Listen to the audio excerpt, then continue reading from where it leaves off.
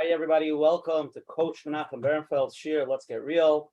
Shkoyach for coming and joining us this beautiful Sunday night as we're getting closer to Rosh Hashanah. And tonight is Shir 116. Rabbi Yossi 116. Okay, just letting you know. Wow. I always start every week thanking everybody for posting it, promoting it on all the WhatsApp statuses. Yossi, did you see it on some statuses? Did you see it around? I see it. I've seen it. I got a lot of questions today about this. So yeah.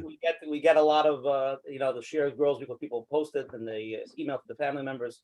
So it grows. So I always thank you to the people that are promoting it, email it to the family members. Like I say, not every topic might be for everybody, but you never know who it's for, and everybody should post it and let know. But I think tonight's we get most people, so it should be very geschmack and interesting. Again, if anybody wants to join to get the WhatsApp flyer, just WhatsApp me at 848-525-0066 and say my number. And every week I'll send you something wanting the flyer personally to you. If you want, you can go to menachembernfeld.com and sign up. He sends you an email with the shiurim and the replays of everything. You can go there as well. All the people that are watching this later on YouTube, you could click on the subscribe button and click on the like button. So Menachem, and he's laughing already. Okay. Can I just make a disclaimer before we continue? Because I have to make a disclaimer. Me and Yossi spoke because I just came back and he had a long day. I had a long day. Tonight we're going to have a good time. That's the bottom line, right? Forget about what the topic says on the flyer. That doesn't matter. We're here tonight to have a good time. So whatever the flyer says is not negay anymore. Thank you for joining. We're going to have a good time tonight. Okay. To all of our advertising sponsors, the Lakewood Scoop for promoting here in Lakewood, Rabbi Yaniv Chazak for promoting us on the Chazak channels. I know Yossi's a big Chazak guy. Ellie and Ariel from Five Town Central, and Chayla Kal from Shmuel Summer from JCN, the Jewish Content Network, for always promoting us on all the digital Jewish platforms. Again, if anybody's here the first time, every Sunday night at 9:30, we have a shir, we have rabbanim, we have therapists, we have it all. We're going to have it all. We have tremendous programs coming up. I'll speak about it in a second.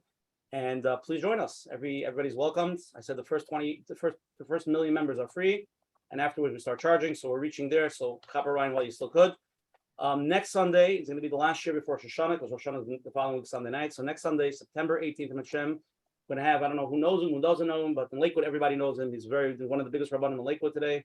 His name is Rabbi Uri Deutsch. He's the Rav of Forest Park. And he's one of the biggest gedolim here in Lakewood, and he's a tremendous speaker. And he was that he would agree to come on before Rosh Hashanah. His topic is how to prepare yourself for Rosh Hashanah, focusing on your relationship with Hashem. So I think that's relevant to everybody. So please come and join and be part of it. It should be an amazing getting ready for Rosh Hashanah. And then we have a very, very special program for Erev Yom Kippur, mixed with Kesher Nafshi, a whole story, a whole thing. Rabbi Yossi, it's going to be all the pratim are not worked out, but it's going to be Moshe Weinberger, Shalom Landau, Brussels. It's a whole matzav, so that's going to be big also. But I don't want to announce all the details because there's going to be more details to come.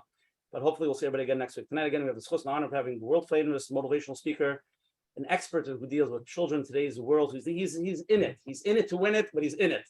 So he's with us tonight. He was here once before. Like I said, if you come back a second time, the Gemara says, once you say it, you can't come back. So if you're coming back, it means you must be really, really good. So that's already a stempel. So tonight's going to be amazing. I feel it. And please, let's stay with it. We'll get to Rabbi Yossi in a minute. Tonight's shir is 116. So we started doing gematrias for the shir. 116 is the gematria. Ach toiv v'chesed. Only with good and kindness will we be able to give over to our children what we need to be mechanech them. So Rabbi Yossi, as we go through the shir, we'll see if the gematria hits it on the nail on the hammer. Okay, I'm going to start first with Coach Menachem Bernfeld. He's going to give us the opening. He's going to open up tonight's segment. Coach Menachem. Okay, thank you very much. So yes, I would like to welcome everyone to share number 116, Baruch Hashem, with a lot of siyata d'shmaya. And thank you again for all the feedback. Always love to hear whatever it is, whatever's on your mind. Tonight, the topic a call to action. You know, before Rosh Hashanah, we all need to take some action. And tonight we're going to be discussing more about our relationships, maybe not direct to Hashem, but the relationships with our kids. So we'll see what we can have, what kind of action to take to enhance the relationship. Anytime we talk about Chinuch, we've had many programs, and you know, many times people want to stick to one way and the way we grew up and continue it for many, many years. And once somebody says to make a little change, it's hard for them to accept, to hear it, because at the end of the day, that was what kept us going all the years. So when you talk about change, it's a little bit tricky. But we do have to remember that every child is different, every family is different, and the dynamic could change. So even when we discuss small things to understand how to relate, so it could be a little bit of a challenge. And like I tell always the audience, just to listen and let's see what comes up. So many times, because we grew up a certain way, and when we see our children doing things different, we get triggered. Sometimes parents could lose it. We're reactive, we get upset, and then what it looks like for everyone is different. Sometimes just there's nothing to say anymore. They're not around to listen after a while. So it is important to understand what are we looking for, and how are we going to get there? And if it doesn't work one way, we might have to figure out how to get there a different way. Many times we hear it from the kids. They claim that their parents don't understand them, whether they call it their parents are old school, they just don't get it. And the relationship that they have is just not, they don't feel they can just sit down and have an open discussion with their parents. And then there it goes. They do whatever works for them. And if the parents don't like it, what should they do? There's no other option. So we do need to reevaluate. And Mitzvah Shem, that's what we're going to be doing tonight in Mitzvah Shem with Rabbi Yossi Bensoussan. Thank you so much for coming to be able to reevaluate, number one, what's going on. What does he see? And again, there's a big difference between people from different communities and I guess, who shows up by his door. But it's important to reevaluate what's going on, what are we looking for, and how to get there. If the things are working, then we'll continue. If not, we need to figure out what's missing to be able to connect and to get to our goal in Mitzvah Shem. So Mitzvah Shem, we shall have a lot of siyata d'shmaya, and thank you very much for coming. Thank you so much. Wait a second, Yossi. Please. Okay. So again, tonight's share is called a call to action, why we desperately need to change ourselves and our Chinuch approach for today's children. And it's basically, that's what we're going to talk about. We're going to do the share first. You said you want to do it for somebody, Rabbi Yossi? Yeah. So two things. Lulu Nishmas, Tzadik Mendoza, and for Fur Shlema, Chedvalea Bat Sarah Dina. Okay, thank you. And we're also going to do the Fur Shlema, Menachem Mendel Ben Vorleah, going through a lot of Fur Shlema. And I'm going to read Rabbi Yossi's bio and then let it rip. Okay, Rabbi Yossi Bensoussan has been teaching teenagers from all walks of life and all backgrounds for the past 15 years. With his laid-back attitude and trademark sense of humor, Rabbi Yossi has been giving over teaching of his Rabbeim, the world-famous Rabbi Berkowitz, Rosh, Zelig, Rubenstein. Rabbi Yossi lectures and counsels on issues involving teenagers and motivation. He runs a private counseling practice, co-founded the Second Chance Innovative, which creates solutions for parents and schools with struggling youth finding their way back. So Rabbi Yossi, it's supposed to have you back here again, and the floor is yours. Okay, wow, that was a lot. It's a lot to follow up. Just you guys introducing, it's a lot to follow up.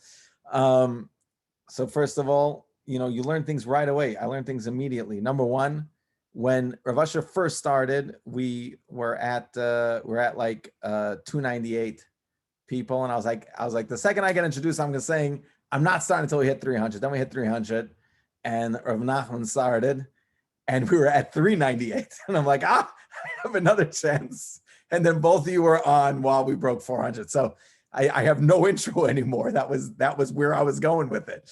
For everyone who thinks I'm Ari, because of the glasses, I have a few people that just text messaged me, a few close friends that just text me like, wow, glasses, you're getting old. Ari tonight. I'm sorry, I have the wrong brother. I'm sorry. Yeah. We were supposed to I don't mind saying, we were supposed to do both of us. Ari backed out. That's what happened. And no, this is because it's going to come up tonight in the thing. This is I normally wear lenses and this and that, and I've gotten an eye infection, so we're on the glasses, which is a big shout out to Yona Bauman. a good, very close friend of mine in Montreal who sent me glasses because I didn't actually own glasses. I only own lenses. And we're going to talk about that later. But as far as our topic goes, a call to action. I've been sitting for the past, Rav Asher said it's been 15 years. It's been Bli Hanara. That bio was written quite a number of years ago when I was still in Eretz Yisrael, and I'm just too lazy to change it, and I really don't care, so it doesn't. But for the purpose of this, it's been quite a few more years than 15, and I turned to someone I'm very, very close with a little while back, about a couple of months ago, and I also actually said this. I was just this past summer with in Eretz Yisrael with Rabbi Berkowitz. I said it to him also, and I got the same answer from both people. I said, I don't know I have anything more to add. I think I've said everything I know already, and I don't know that there's more for me to say. And I'll get on the phone with somebody, and I want to say something new. And Berkowitz specifically said, but this other person also said they don't want to be named, but they also said to me, they're like, you're just being selfish. Berkowitz didn't say it like that, but you're just being selfish. You want to be interested in what you're saying. You want to be entertained by what you're saying. You want to keep interested. To a lot of people, they don't know that. They don't know that thing. So you're going to have to just keep repeating and keep repeating and keep repeating. What I've noticed over the past probably about 2 years is that we're staunch believers in trying to keep things a certain way. And the issue is that the world is changing and we're refusing to follow suit. We're refusing to change alongside it. Now, I'm not saying that we need to change who we are as Yidden, that should never change. As a matter of fact, I'm saying the exact opposite. We need to start remembering what it was to be a Yid. We forgot. We've totally forgotten. And I don't mean to speak this strong like I know what I'm talking about or like I don't suffer from this. But we forgot. Our community has become the new Rabbeinu Shalom. And I'm sorry to say it in such strong words, but that's really what it is. We say in Yeshaya, in the beginning of Yeshaya, it says that what we were doing wrong over there was it's where the line comes from. We were paying lip service. We were just saying things. We were just davening. We were just learning. We were just saying things, but we weren't actually believing it. We've lost the basis of what Yidden really are, of where we come from. We are the most happiest Simchadik nation out there. No one is happy. No one is supposed to be happier than a Yid. Elul, Rosh Hashanah, all these things became times that are very, very sad. If you go ask the average Jewish teenager right now certain questions, and it's depressing. Ask the average Jewish teenager, right? You're a non-Jew. Walk up to the average Jewish teenager and ask them, I'm a non-Jew. What is this whole Sabbath? What's Shabbos? I'll tell you, it's the day of rest. What is the day of rest? Oh, we don't drive in a car and we don't cook. We don't turn on lights. This is what Shabbos is to most people. It's a whole day of things I don't do. Zero about connection, zero about the Rabbeinu Shalom, zero about spending a day with Hashem, zero about any of that. What's the beauty of Shabbos? You want to know the beauty of Shabbos nowadays? I've heard this so many times and it boils me every time. You want to know what the beauty of Shabbos is? We get to disconnect from technology. That's how you see Shabbos is really beautiful. You get to disconnect from technology. That's what Shabbos is for us. This is where we are. And on a Tuesday when I choose to do that, so I don't have to keep Shabbos. There's something so much bigger to who and what we are. And we've become so afraid of the outside world because a little bit we think they're right. A little bit we started believing that the outside world has something we don't, can offer something that we don't, that we can't. So we started relying on community and society to dictate to us what it is to be a Jew. So I'm not going to reiterate, but I got a lot of mail off of this, but on Tisha B'Av, I was specifically, I don't know why, but I was picking on Shidduchim. We decided we know when everyone's going to get married. We know. It's going to be, she's going to get back from seminary and she has X amount of months. And if it doesn't happen, and then it start saying Tehillim. Start saying Tehillim, send people to Amukah, 40 days of doing, as many things as we can, and maybe a group of, we know better. And with our kids, with Chinuch, we also, it goes by our society. I need to be mechanech my kids to keep up with the person next door to me, or at least what they're presenting. I need to have the things that they're presenting. Something I love always talking about in this regard, the pictures of people. I've been corrected in this many times at this point, but the pictures of people with they have in their house, and I'm not saying anything against this. It's fine. If you have it, it's great. It's beautiful. I'm jealous. That's really what it is. It's jealousy. But they have pictures in the house of their whole family, dressed in white, standing on the shore, standing by on a sandy beach somewhere. And they're all dressed in white. And I'm always looking at these pictures in people's houses. And I'm always constantly like, how in the world did they pull this off? If I went to the beach with all my kids and they were all wearing white shirts and white shorts, and they would be covered in one of my kids' face would be just in the sand. The other one would be swimming in that attire. I would never be able to keep them all together like that. It would be mayhem. Someone emailed me and was like, no, that's not how you do it. When you just walking from the parking lot for me would be, everything would go south. They're like, that's not how you do it. When you get them to the shoreline, you change them. So you bring them in regular clothing, then you get them changed into this white stuff.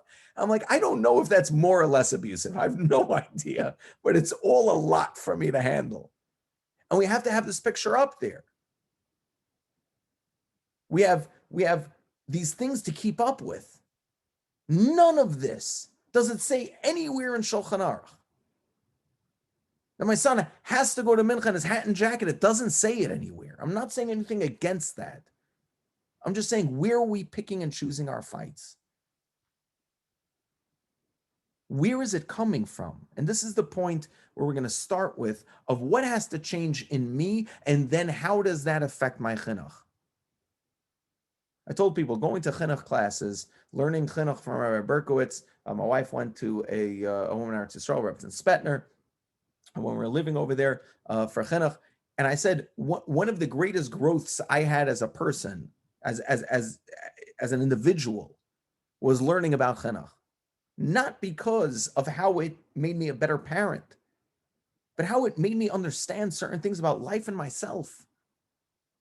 That there's a concept of just picking a concept out of a hat of the 80-20 rule, that 80% positive, 20% negative, to allow certain things in your life to understand that I mess up, that I'm working on things. As long as 80% of my life is working, is working well, I can allow space for that other 20%. And I don't have to be embarrassed of it. I can speak about it to people. It's when we're constantly trying to present as perfect all over the place. This is where fights come in. We don't get to communicate properly. We're not talking with people, we're talking at them about how well we're doing and how well things are going. And we always have to win a conversation. It has gotten to a crazy point where if someone's telling me how well they're doing, I'm going to tell them how well I'm doing. And if someone's telling me how much they're suffering, I'm going to beat them there too. You think that's bad? I'll tell you a story but no, I get through. I'm patting myself on the back. I get through. You ask the average person, how you doing? I can't complain. I would love to, but I can't complain. What do you want? There's nothing there for me to pick on. We are a nation of people with the Amma Nivchar. We are a nation that has it. It doesn't mean that we're perfect. And we have to stop presenting as perfect. We have to start presenting as interested, as looking around and being interested in everything that's around us, in different ideas and different people. We're so afraid. And I end with this idea. Someone said to me, we can't go to I don't take my kids to the library anymore. So I'm not pro or against whatever you believe. But clearly this person was taking their children to the library, a week before that. They said, I don't go to the library anymore. I said, why? They said there was a certain book that was discussing certain ideas that aren't our ideas. I don't care. I'm going to say it. Russia, Menachem kicked me off after this one. That's fine. It was a kid's story book, and I'm not pro it, but there was a kid's story book about a kid that has two dads. Okay, fine. Right, I know. And I said, and they were like, that's it. I'm never going again. I said, you just missed such a great opportunity. Because I see his kid walked up to him with the book. I said, you just missed a great opportunity. You could have spoken to your kid about that. You could have had a conversation. We're not afraid of conversations. And this is one of the first things we need to understand. If we're going to change who we are, we're going to change our chinuch. We can't be afraid of having conversations. We can't be afraid of how things look or how things sound. We have to start being real. We've become so fake. We've become so far along on fake. We don't know what anything is anymore. We don't know what a family looks like anymore. We don't know what shul looks like anymore. We don't know what a davening looks like anymore. We don't know what a Rosh Hashanah looks like anymore. Someone said to me last week, they said, I'm not all into this new age Hashem loves you stuff. I said, I don't think it's new age.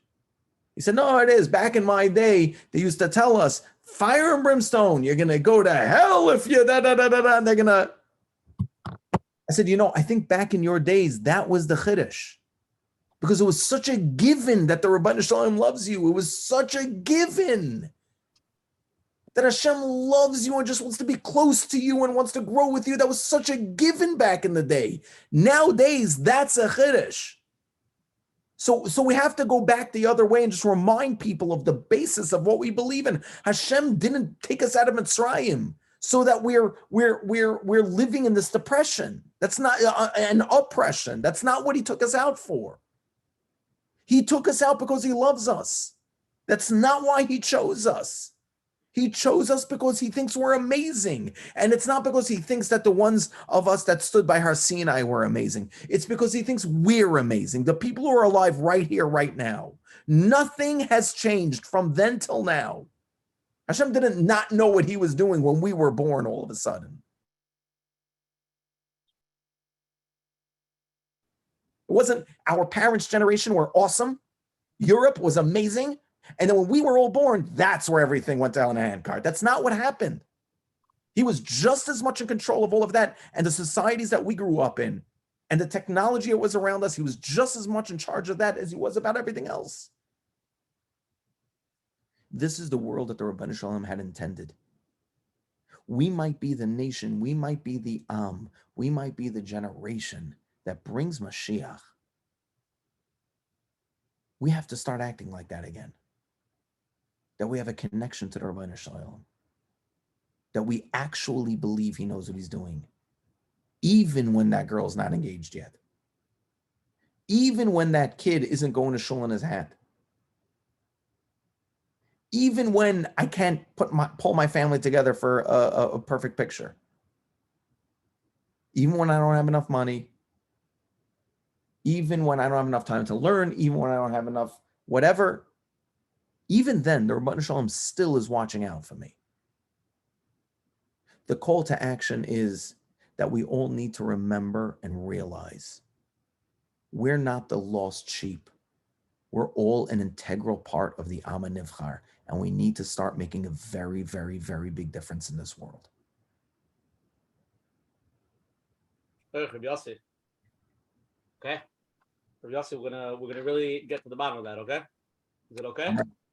I'm ready. Everybody's here. Thanks for being here. And Rabbi Yossi wants to answer the questions, want to clarify the concepts we're putting out there. So please feel free to ask anything and everything. We're going to start off with a poll. We're going to get a little feeling from the crowd, and then we're going to jump right into it, okay? Here we go. 2 questions. Everybody answer. Let's see what everybody has to say. How do you feel the connection and openness is with your children? 3 choices. We discuss everything openly on the table, even the books in the library.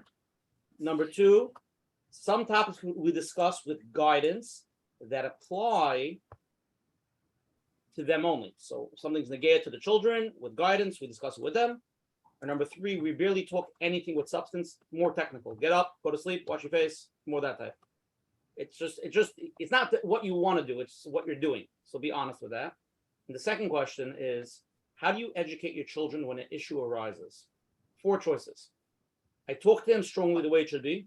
You got to do this, you got to do that, you got to do this. Option number 2, I schmooze, and in the conversation, try to give some concepts, like you gently try to, have a conversation. Number 3, we have an open discussion back and forth and hear him out and try to have an open dialogue. Number 4, the best answer, I leave it to my spouse to take care of it. And then in brackets, my spouse does the same. Okay, choose number 4 because that's probably the answer. Okay, those are the 2 questions. I want to know how many people are being honest right now. Okay, we're going to share it. So 2 more seconds, votes. 2 seconds. 1 second.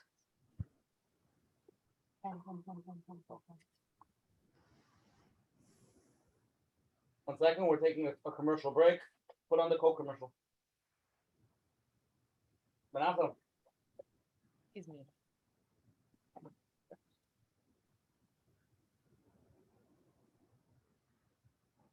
Okay, with everybody. Here we go. Okay, so the first question, how do you feel the connection and openness is with your children? 34% of people said we discuss everything on the table.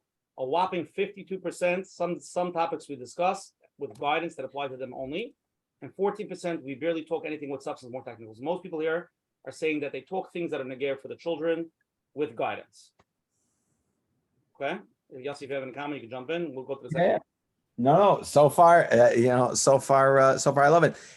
Guidance is fantastic. I remember a number of years ago, I was speaking to my Rebbe, and I said to him that I was going to my oldest. I think I only had 1 kid at that point, and I was going to someone, a very big Chinuch professional, someone who's very, very, very knowledgeable on raising children. I was asking him a question. And my Rebbe, I'll never forget, my Rebbe said to me, he goes, he's great. That person is amazing. And you should ask him. But realize if you disagree with him, you don't have to listen. So I said, he's an Adam Gadol. He's like, yeah. He's like, but he's not your kid's father. You are. So we always ask our chinuch questions. There's no question. And we always, especially if we feel lost, we should always ask. There's no question. But realize the Rabban Shalom, if I was given your child to raise, I would mess it up. If the biggest chinuch professional out there was given your child to raise, we'd probably mess it up. It doesn't matter. You were chosen by God to raise this kid. You have more of an insight and intuition into how to do it. As long, big caveat, big asterisk caveat to this, as long as you're putting your ego aside to do it. As long as you can honestly say, I'm acting in the best interest of this child, not the future of this child, but the present of this child. I'm acting in their best interest.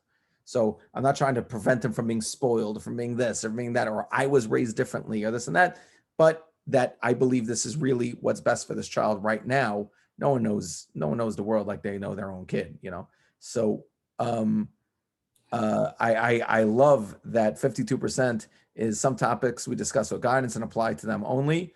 But the one side point here is that, especially if we have a kid who's acting out, it should be explained to the other children, not in, with everyone together, but especially if the other kids ask about it, it should be brought up to them. What's going on with that kid, not necessarily in detail, but the concepts should be brought up to them so that they understand. It prevents them learning the same behavior and the like when they understand that kid is just, acting out because they're upset or they're angry or they're this or they're that. they understand that and they're able to grow from that a lot easier. Whereas if we try to hide the kid who's struggling, they tend to want to emulate that because they see it as attention. They don't see it as embarrassment. Yes, so let's read the second answer. How do you educate your children when an issue arises? 10% of people say I tell them strongly the way it should be. 29% of people say I schmooze, and in conversation we try to give some concepts. 54% of people, we have an open discussion back and forth and hear them out and try to have an open dialogue. 7% of people say I leave it to my spouse to take care of it, and my spouse does the same. Right. So again, happy 54% are doing that. I will again, have a caveat of it. I believe very strongly that a major part of it, and it's not just chinuch, guys, it's relationship in general, any relationship. A major part of a relationship is not what you're doing in crisis moments, is not what you're doing when something needs to be discussed. That's not the biggest part of a relationship. The biggest part of a relationship is when none of that's going on. What are you doing? Is everything else they're saying so important to you also? Now, it can't be everything, but are you as interested in the crazy thing? One of my kids, I love him to death, but his stories could go on for a while. Like, it can take a while to listen to the whole story. And a lot of times the story goes off into places that are just interesting.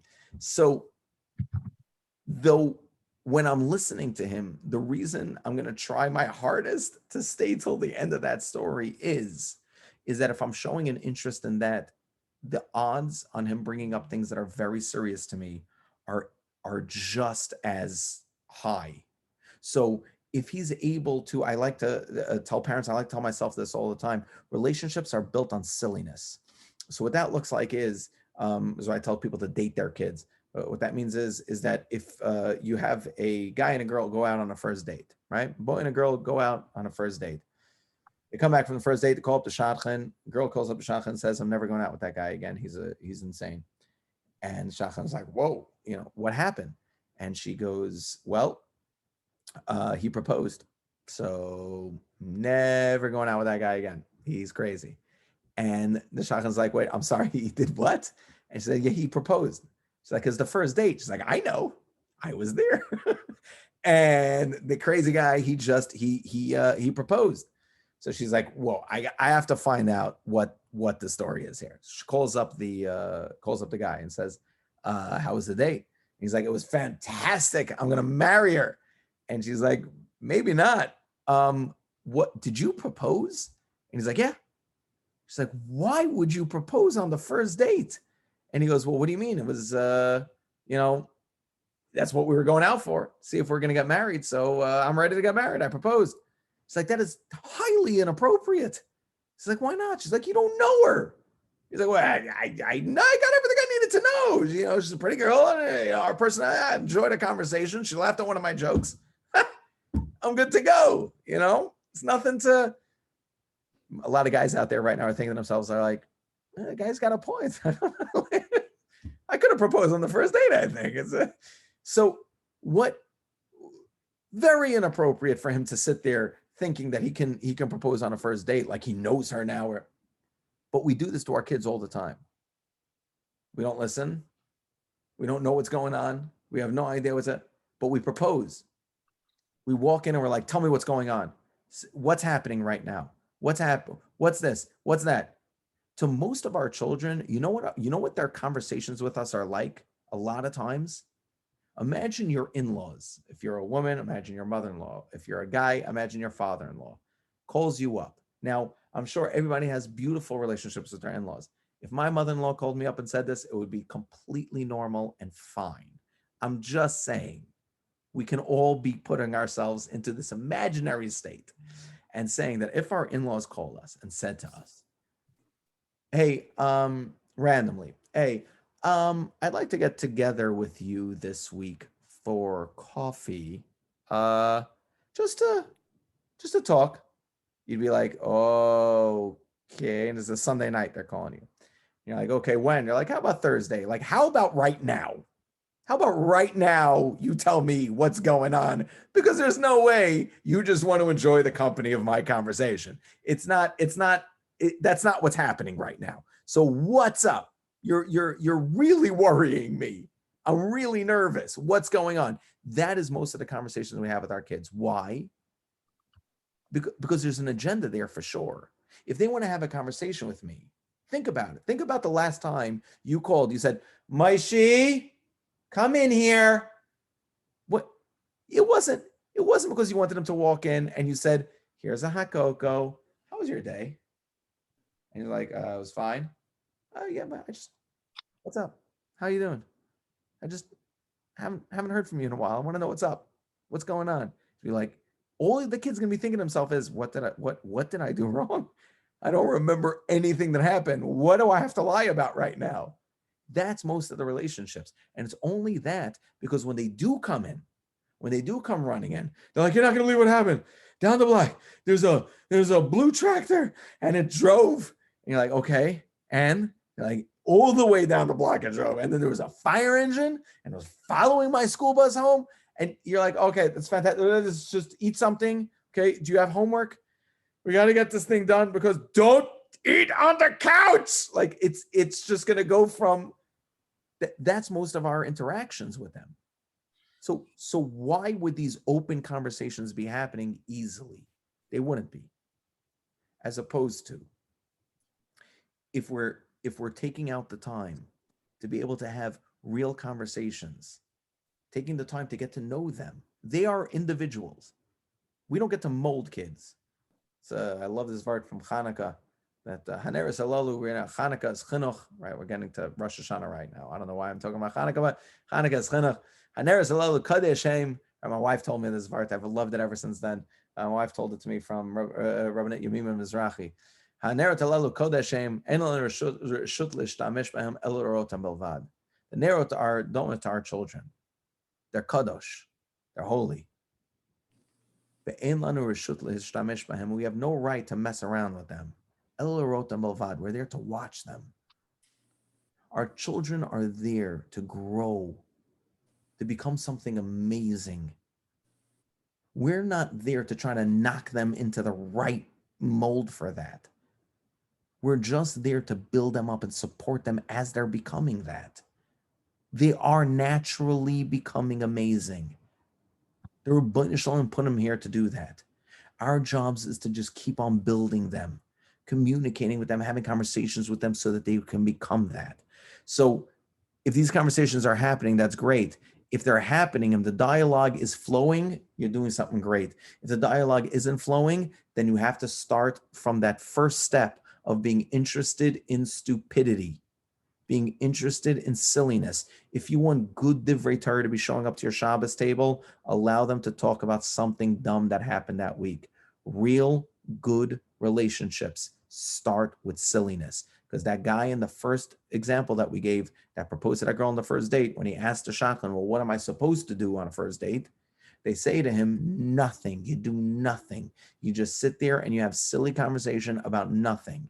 That's all you do, just to see if you get along. And on the second date, you go to an arcade and do further nothingness and further nothingness and further until it builds into something real.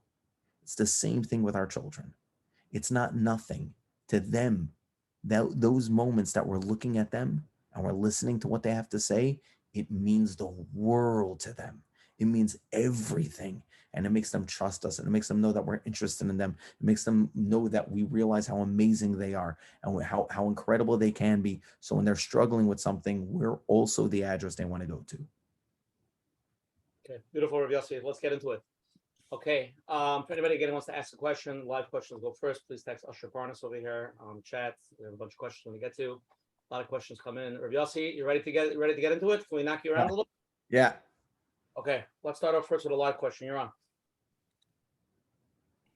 Hi, my question is as follows. So I'm hearing your mahalach of I heard a lot of your stuff about the newer approach to chinuch. So I happen to have gone to yeshivas who do have that approach, and those types of things. They didn't put you into mold, and you did things because you connected to them. And I wanted to ask you just one thing is that a lot of my friends, we had this like little issue that we, let's say, faced after that, was that, let's say we had like a lot of we were very authentic, and like the question is, how can we teach chinuch in the way that to be like authentic and yourself? And then like we found that we were trying to later on go to different yeshivas and like different communities, and we were just like not like liking the whole vibe because there was like a lot of like inauthenticness. The question is, how can we teach these things in a way that will still like allow a person to like not have to like feel like, oh, like I'm just this like person, like what was all this authenticness for? Like now I'm in this community that's just like, random or like inauthentic and all these types of things. How, like, my question is in that way. Yossi, can I clarify? Maybe tell me if this is what you're saying. Is basically once you got into the reality of realness and let's say like connecting and Hashem, then you go back into the regular basic communal type of living. How do you continue with that, and how do you teach that to your kids when they're living in the communal type of situation? Beautiful. Okay, it's a beautiful point. Yeah, that's what I was saying. Also, say I correct me if I'm wrong. Was asking the question, but it's a beautiful question. It's a very, very important point. I think we rely on our communities entirely too much, as opposed to relying on being a community. So what that means is that we have to find where it is that I service my community. What is it that I am giving towards my community? And what that means is that we can get so lost, especially if you're talking about a larger Jewish community, you can get so lost in that community. And your children could get so lost and be just a number in that community. Everything, no matter what the question is going to be in this sense, it's always going to come back to the same place. You and your Dalet Amis. If you, within your Dalet Amis, are being authentic, look around your life and see what it is that's worrying you and why. How much of what, and I'm talking to myself also, how much of what worries us and what plagues us is how it's going to look to the outside, and how much of it is what I really care about, that I really mind, that I really struggle with for me, that I'm not going to be able to sleep at night because of. Not because of how it looks, but because within me, there's a conflict of it. If I'm starting and my premise, my starting point is I'm going to be authentic and I'm going to teach that over to my children are sort of become bulletproof to the outside in a lot of ways. I grew up in many different situations. I don't want to go into too many things, not because I care of divulging anything personal. This is a private. Yeah, this is a private, what do you call it? I just don't want anyone from my elementary school calling me and being like, whoa, blah, blah, blah. I'm just saying that I grew up in many different types of, and when I say over the stories, something like that to my wife or to, she's like, how in the world did you get through that? The reason is that my mother, I've said this a few times, my mother would lie to us all the time. She would come back from PTAs all the time and be like, first of all, my father would just come home and be like, whatever. My mother would come and she'd be like, first of all, you need to know. Your teachers and Rebbeim are obsessed with you. They think you are the funniest guy ever. They love your jokes. Maybe you don't have to say so many of them in class, but they love your jokes. And they think that you're smart, and they think that you're funny, and they think that you're so personable and you're so popular. She would give us this whole run through. I'm sure she would say some negative at the end. We would never listen to it. And I said this once, and one of my brothers were there when I said my mother would lie to us all the time. And my brother said, Yossi, b'chvod mommy, you're wrong. She never lied to us. Sitting in that meeting, sorry, I get emotional about it. She said, sitting in that meeting with that teacher, that's all mommy heard. That's what she heard. She wasn't lying. She came home and told you exactly what she heard. If that's what the teacher said or not, it's a whole different story. But that's all she was able to hear because that's what she believed. And I knew that. We knew. So going out into the world, you were bulletproof because of where it started from was so strong, was so real that you couldn't believe anyone who told you weren't funny, who told you weren't smart. You just didn't believe them. You're like, there's something wrong with you because this I know for a fact. I'm funny and smart. That I know for a fact. But when you think back to why do I know that for a fact? Because it was all my mother would tell us. She would laugh so hard at my jokes. Whether they were funny or not, I have no idea. There was no way at 7 I was that funny. There's no way. As a matter of fact, I think she used to laugh at my jokes more back then than she does now. The point is that when we bring that into our home and we start there, we stop relying on a community or a neighborhood or a shul or a school to do that for us. We have to be the ones that bring that to our homes. Chinuch is an active pursuit. It is not passive. It doesn't happen through osmosis. It happens through active planning of sitting with our children, of enjoying their presence, of smiling as much as possible around them, of being besimcha around them and calm around them as much as possible, and not allowing the outside to freak us out.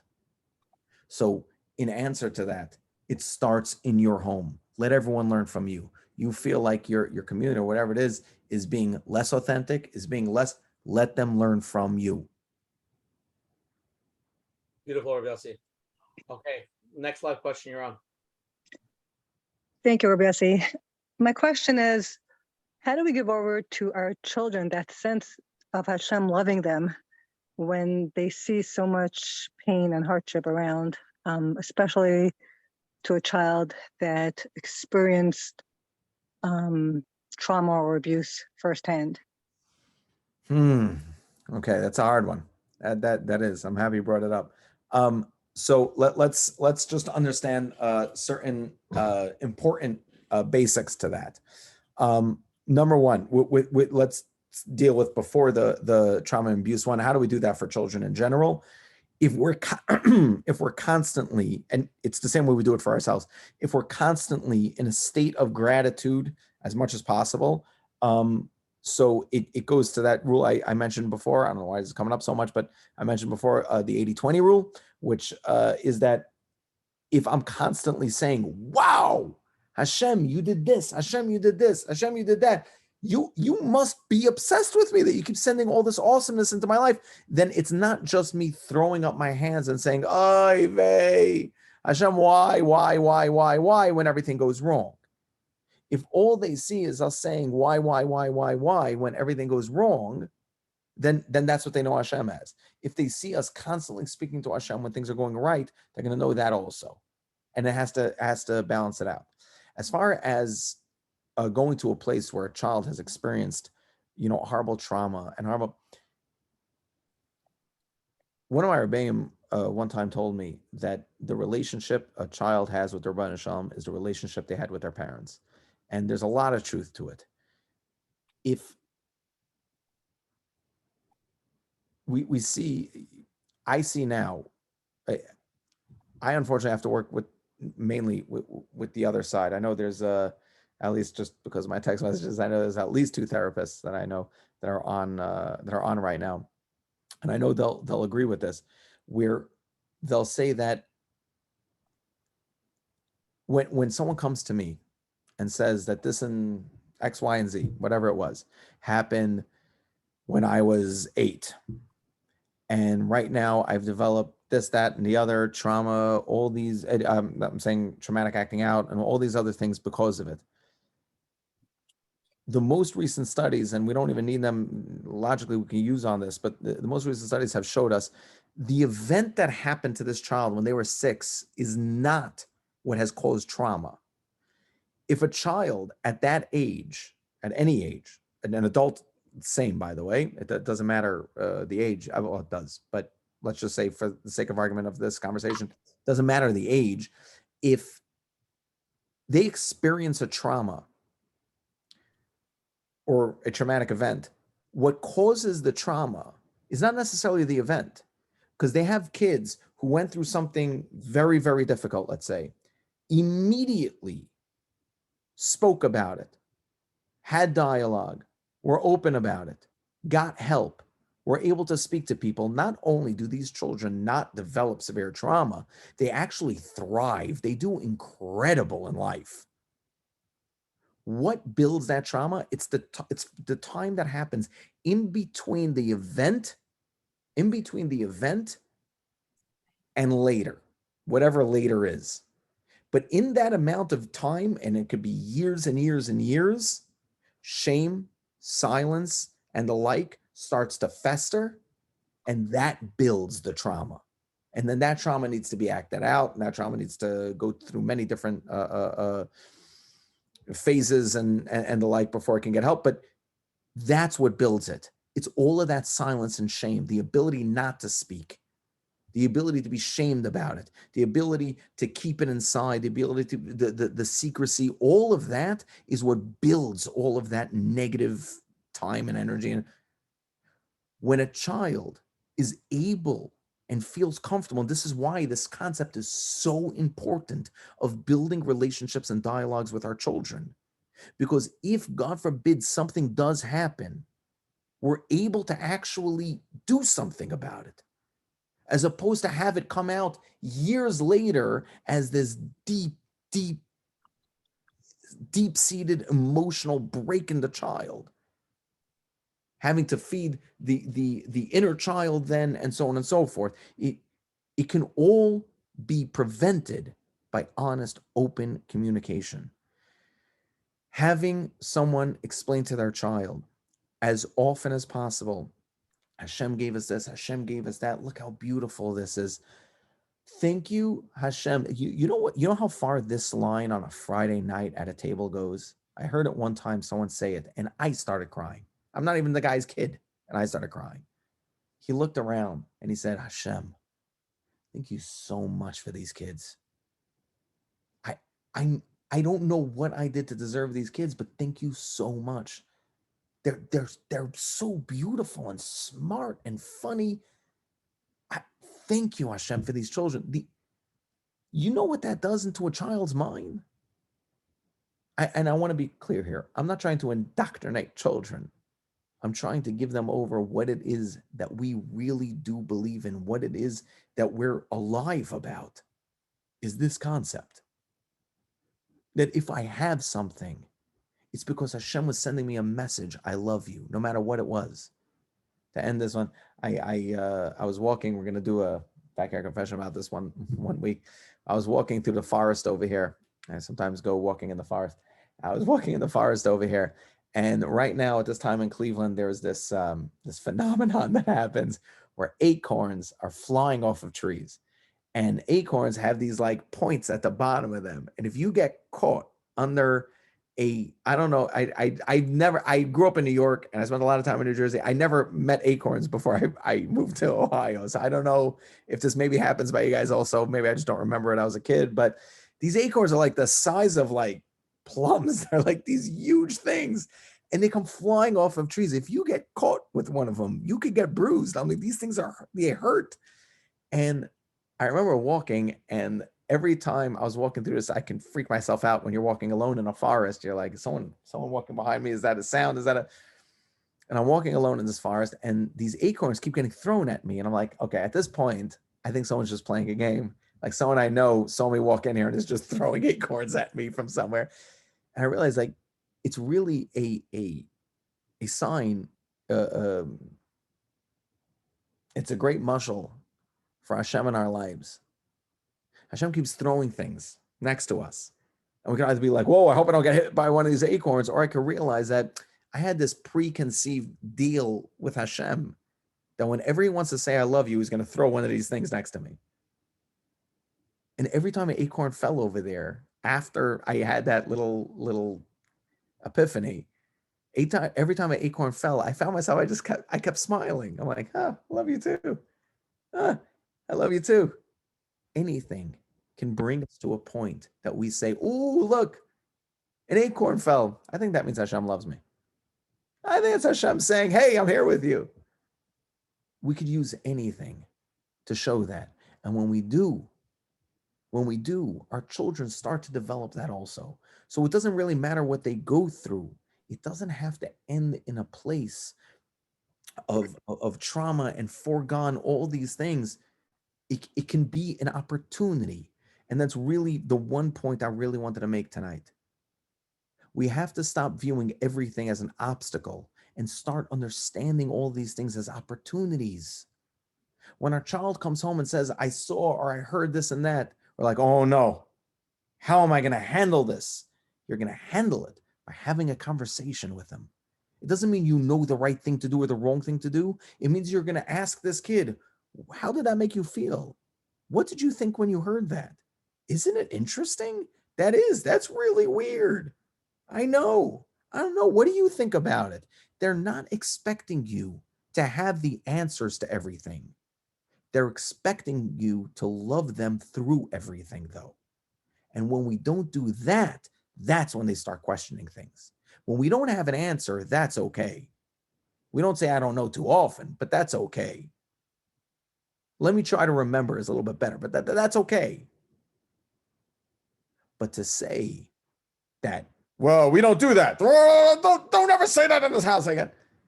That's an I don't love you when you do that. And that's a problem. Before we continue, I'm just wondering, many people have a hard time, haven't grown up with this concept, so logically they understand it, and it has been many years where the only thing they spoke about was the negative and the things that they have to take care of. So tonight is a little bit of call to action. What would be that first step to help the parents?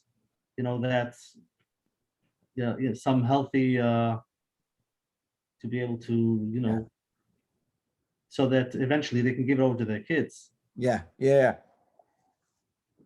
Some So healing with children as well as with spouses, by the way, but as well as with anyone, our words are, there's like an effect chart.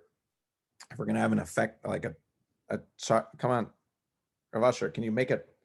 Do you Venn diagram? Yeah. Yeah, Venn diagram. Do you have like you have no, oh, come on. I sent you that. You didn't? Okay. I'm gonna make it sound like I prepared all this stuff. And it was you that messed it up. If we were to have a chart over here that said, different things that we can do and the effectiveness of those things, the first thing that would be the least effective would be our words.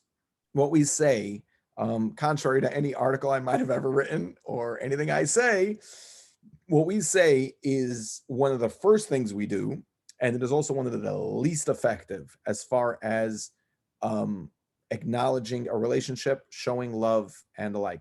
Words of affirmation are one of the 5 love languages, and they are important. I'm not saying not, but they can also be completely dismissed if it's not followed or said properly. So what really matters to everyone around us is how we behave. How our children see us behave is super important. So, people say to me all the time, well, I know someone who's a very big Rav, a very big this, and their children are still, first of all, it doesn't mean, the Rebbeinu Shalom chooses what he chooses. It's not to say that if a kid, let's say a kid goes off at a derech, his parents didn't do the right thing. Who told you that? Hashem still runs the world. He didn't stop when it came to this kid going off. That's not how it works. I have no idea when this kid's supposed to come on. I have no idea when he's supposed to go off. Who said he was on to begin with? And the kid who doesn't act out is on? You know how many kids I know are dressed apart perfectly and are more off than some of these kids that are off? No one knows. He doesn't want to hurt his parents. So they did a good job because he doesn't want to. I'm saying, where do we come up with these things? So we don't know. All we know is the example that we're setting, and this applies whether we're talking about our children, whether we're talking about our spouses, whether we're talking about our communities. The example that we set is all that really matters. So to not answer, but understand the Rav Menachem's question over here, it's that a lot of us did grow up differently, and I find myself doing this all the time, where I'll say to my wife, when I was his age, it's speaking of one of my sons, my daughters are angels. Speaking of one of my sons, when I was his age, if I would have gotten, it would have been a double fisted hit. It doesn't apply. When I was his age, I was also dreaming about something like a cell phone. I mean, that would have been amazing. Technology in this world. You joking? When I was his age, a lot of things. But most importantly, I'm not my father. My father had no interests outside of his job, his Gemara, and his children. That was it. His family. That was it. He didn't go golfing. I honestly, till today, don't know if my father's ever been to Miami. I don't think he's ever been to Miami. He's never went to Miami. If he had vacation, he went to Eretz Yisrael to see his mother. Him and his brothers would gather together. Ask any of my siblings. They would gather together. They would sit in my grandmother's house for about a week, and that's what they did. That was their entire vacation. Then they would go right back to work. We live in a very different time right now, a very different time. I don't remember my parents ever going away. We live in a very different time.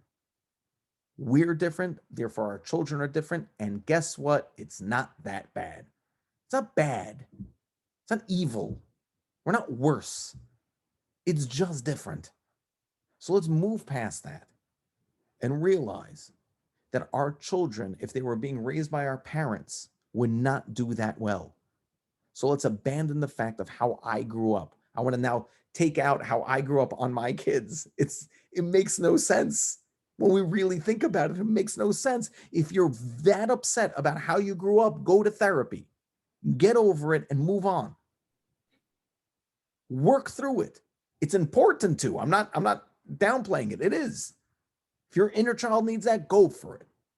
But other than that, don't take it out on your kids. Is there anything that you would tell the schools to change the same way you're telling parents to do different things? So this is a cyclic thing. This is what I find with whether it's schools or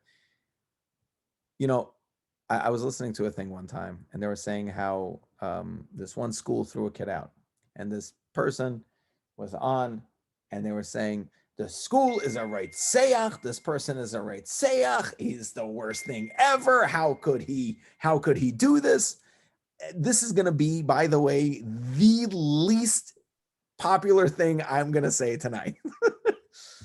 Let me give you an insight into a principal's office. Okay, let me give you an insight not only into a principal's office, into a Rebbe's room, but a principal's office. This kid does X, Y, and Z wrong, right? He does A, B, and C, and he does it wrong. Brought a cell phone, I don't know, whatever. Okay. He says, okay, listen, he's a good kid. Let me see if I can, he's talking to the Rebbe. He's a good kid. Let's see if maybe we can speak to the parents, see what's going on over there. Ring. His phone rings. Hello. Oh, hello, big person. This, that. Oh, no, that kid? Yeah, no. Well, we're hoping not to throw him out because, he's a good kid. Right.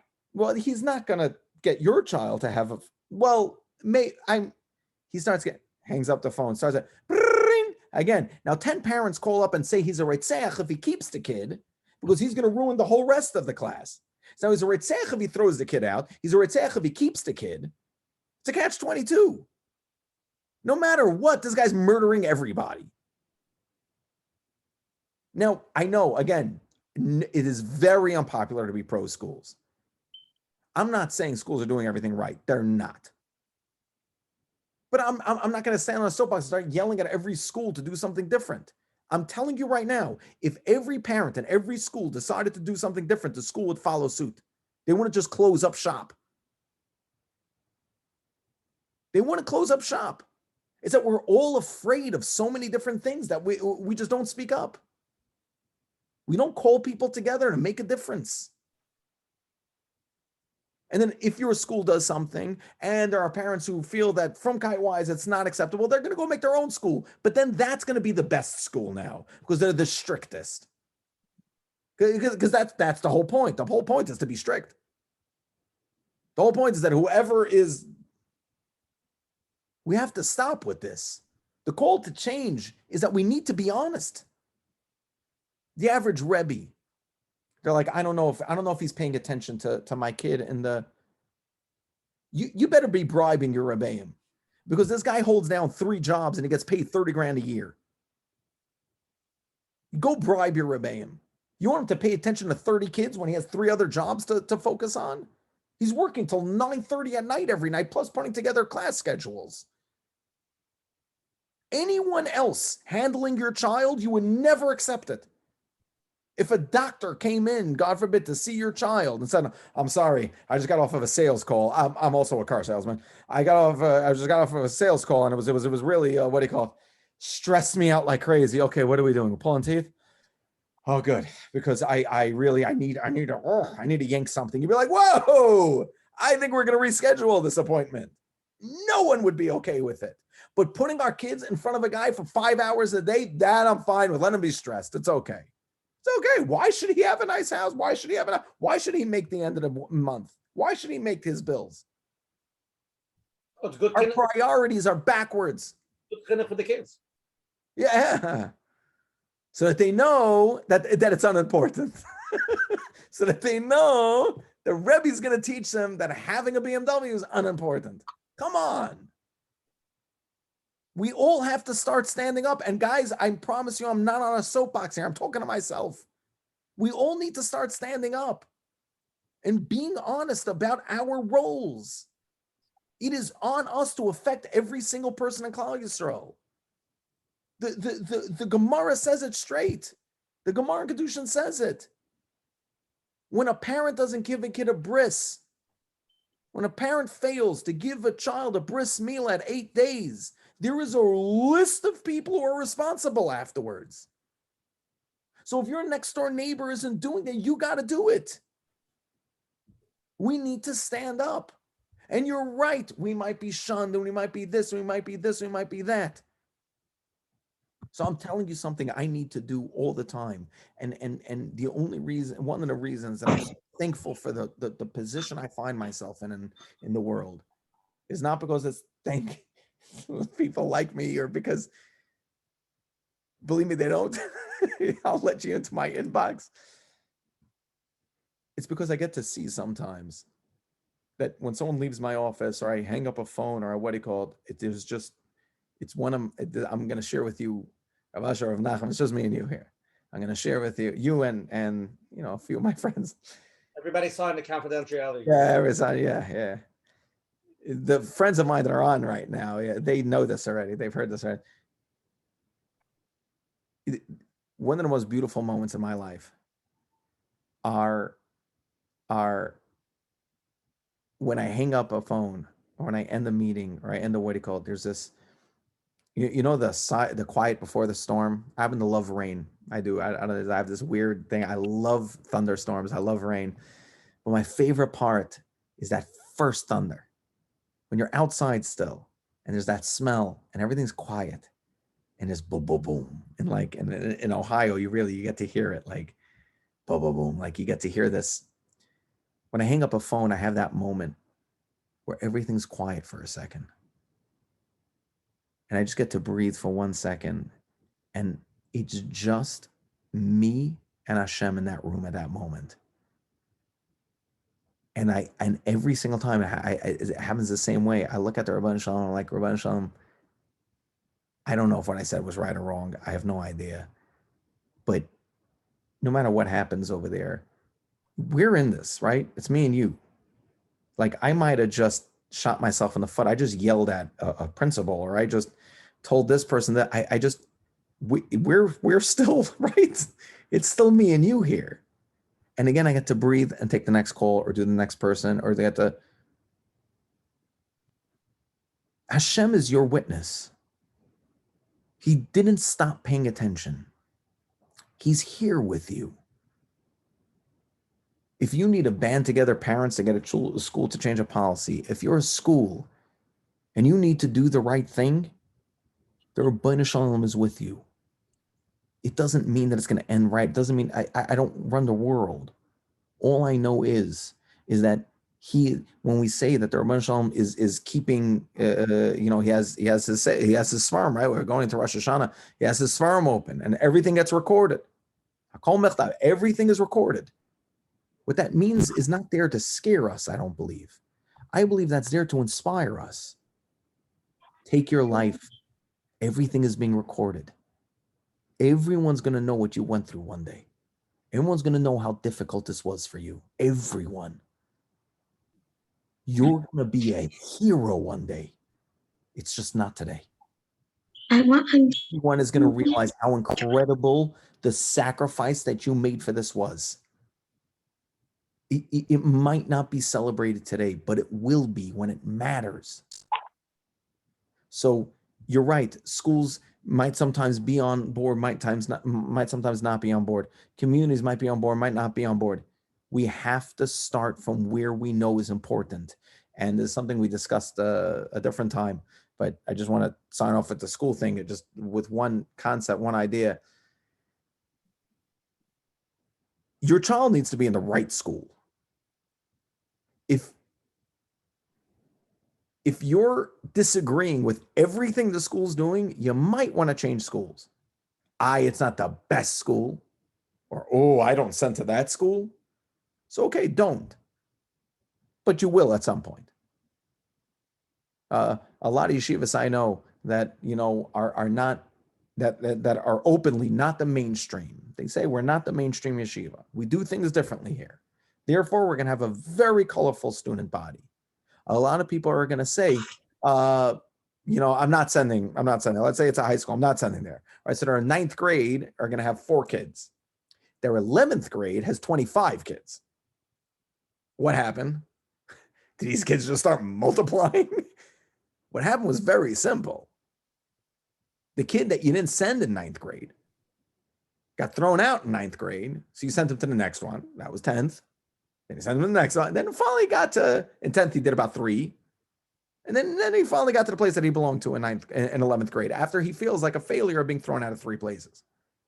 Send your kid to the right school. There are people out there even to help deciding what school to send to. Get advice, send to the right school. Don't be embarrassed. Send to the right school for your kid. Look him in the eyes. You know where he belongs. Send him to the right school so he can be an incredible adult. Think back to the kid in your 8th grade class, as a parent, your 8th grade class, the kid that was the top of the class, the best kid in the class, everyone knew was a superstar. Think about where he is now. I'm not saying he's nowhere, but think about where he is now. When was the last time you heard about that guy? The odds are, you have no clue where he is right now. There's 3 kids in your class that you have heard of. You see their name, they're all and they're an Oscar, and they're usually not exactly the kid that was the top of that class. Send your kid where he belongs so he can shine. Let's go to the next live question. You're on. Hi, first of all, thank you so much for being here. I really appreciate it. I have a question, 2 questions actually. One you answered about the school system, but my question is, how does one change things in the system if it's all about conformity? And if conforming isn't chinuch, then what is proper chinuch? Unfortunately, many systems are so flawed. So what's the key to change that? The key to change that is when we act differently. So I want to say one very important thing that I'm going to ask you what your question was again. Sorry. The important thing is we tend to believe that the way we get things changed. I had this disagreement with a person. Okay, this is gonna.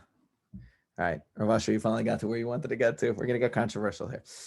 I had a disagreement with a person a couple of weeks ago. Nachi's on, so he's going to make it a meaningful minute, so it's perfect. Here we go. Welcome, Nach. How are you? It's Okay, so I spoke to a person a number of weeks ago, and it was about a person who wrote a book anti, they left, they're not religious anymore, and it was anti certain religious communities. And they said this person, mamash, brought awareness and brought this and brought that. I said, yeah, they did, to everyone who doesn't matter. So now every, white guy sitting in the middle of nowhere that is never going to affect any change thinks that this community in whatever in Judaism is like that. Yeah, he spread awareness. You know what change that created within our communities? Zero. That's what change it created. We just put up our defenses and we fought back. And this person who made a TV show and this person who made a what he called, all we did, we put up our defenses and we fought back. That's it. That's what change you can hope to make. When you're standing on the outside yelling, that's all the difference you're going to make. If you want to make a difference, you do it from the inside, especially when you're talking about our communities. If you want to make a difference, you do it from the inside, especially nowadays. Before technology, you think anyone was flocking to hear someone like Yossi Bensoussan? Believe me, they still don't flock to hear me, but I'm just saying, believe me, no one was coming. We have such a voice now. We can make such a difference as long as we're doing it right, as long as we're doing it b'tzina, as long as we're doing it properly, as long as we're creating ourselves to be a deya, a real deya, not someone on the outside just yelling, I think it should be this, that, and the other.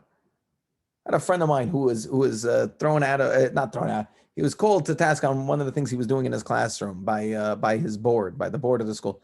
And he looked around at the board. I'm not saying anything against boards. The board of the school I worked in were fantastic. I'm not saying anything against boards, but he was called in by the board. And he looked around and he said, I'm sorry, you're a doctor, you're a lawyer, you're a real estate, what do you know about my classroom? What data do you have in my classroom? What chinuch do you know? Get me an educational expert to tell me I'm wrong and I will listen. Change things from the inside. Be the difference you want to see. Really do that though. Be the frum person who is really learning, who is really making a difference, who is really actively pursuing in their community, who is upstanding, who is real, who loves their children, who is spending time with their kids. And you can really affect change. When you say this doesn't feel right, people will listen. But when you're an isvar on every effect, on every what do you call it, you just always are doing it differently. No one wants to listen. The school's going to say it's that guy. They're always we just listen and we nod. And this guy says we're wrong. Let's listen. Then they want to hear what you have to say. Waiting on our systems to be perfect is crazy. We're in gullus. Our systems are never going to be perfect. We can't hope for perfect. We don't even want perfect. If I can quote Rabbi Nachman, really it was Rabbi Nassan, but if I could quote Rabbi Nachman over here, imperfect is where we find our relationship with the Rabbeinu Shalom. It is, it really is. Imperfect is not something we're supposed to hide, or we're hiding our relationship with Hashem. Imperfect is not what we're embarrassed of. Unless we hide it, then we're embarrassed of it.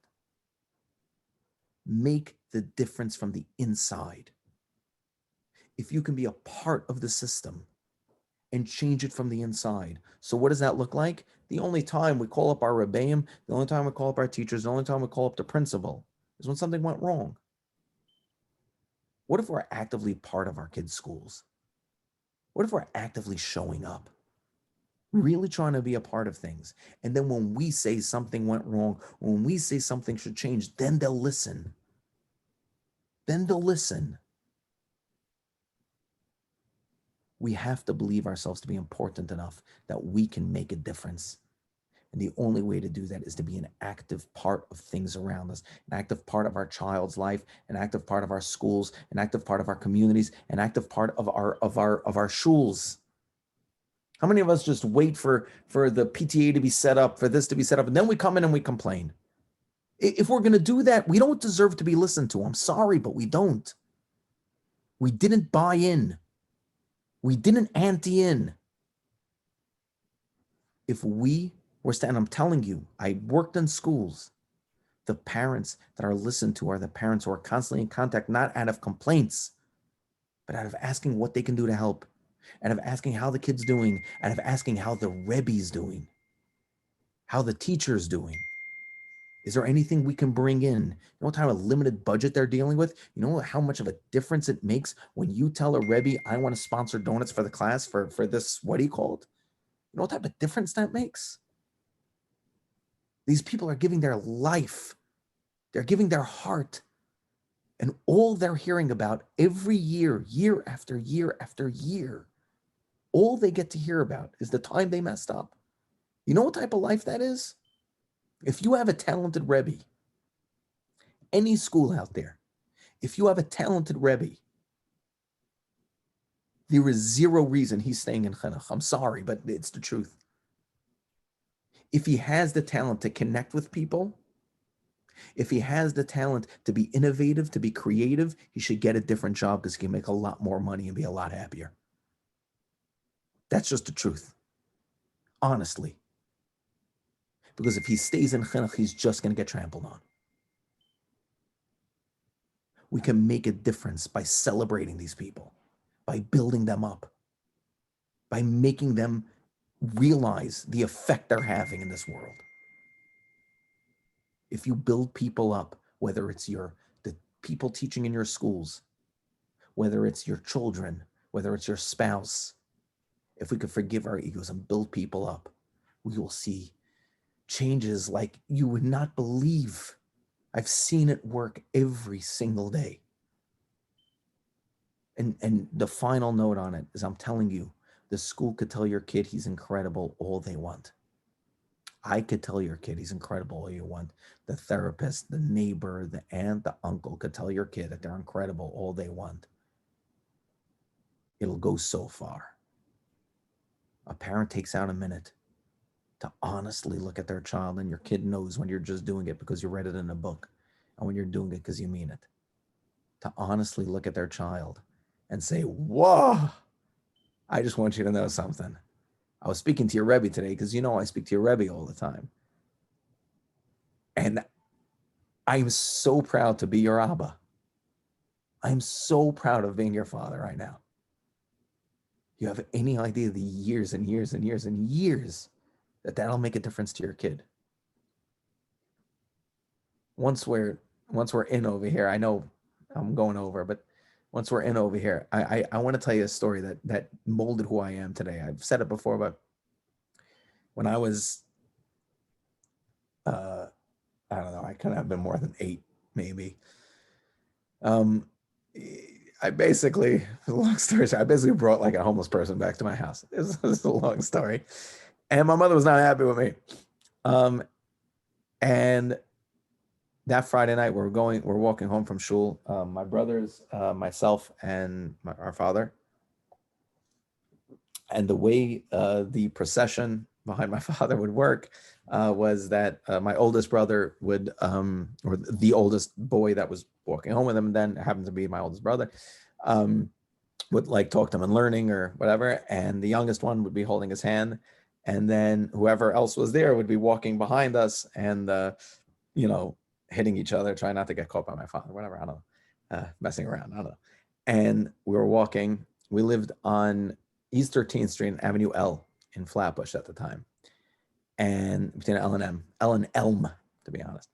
And we were walking back from Hill David Shul Friday night, and we got to the corner of Avenue L and East 13th Street. And you can go see it. I think it's still there. I don't know.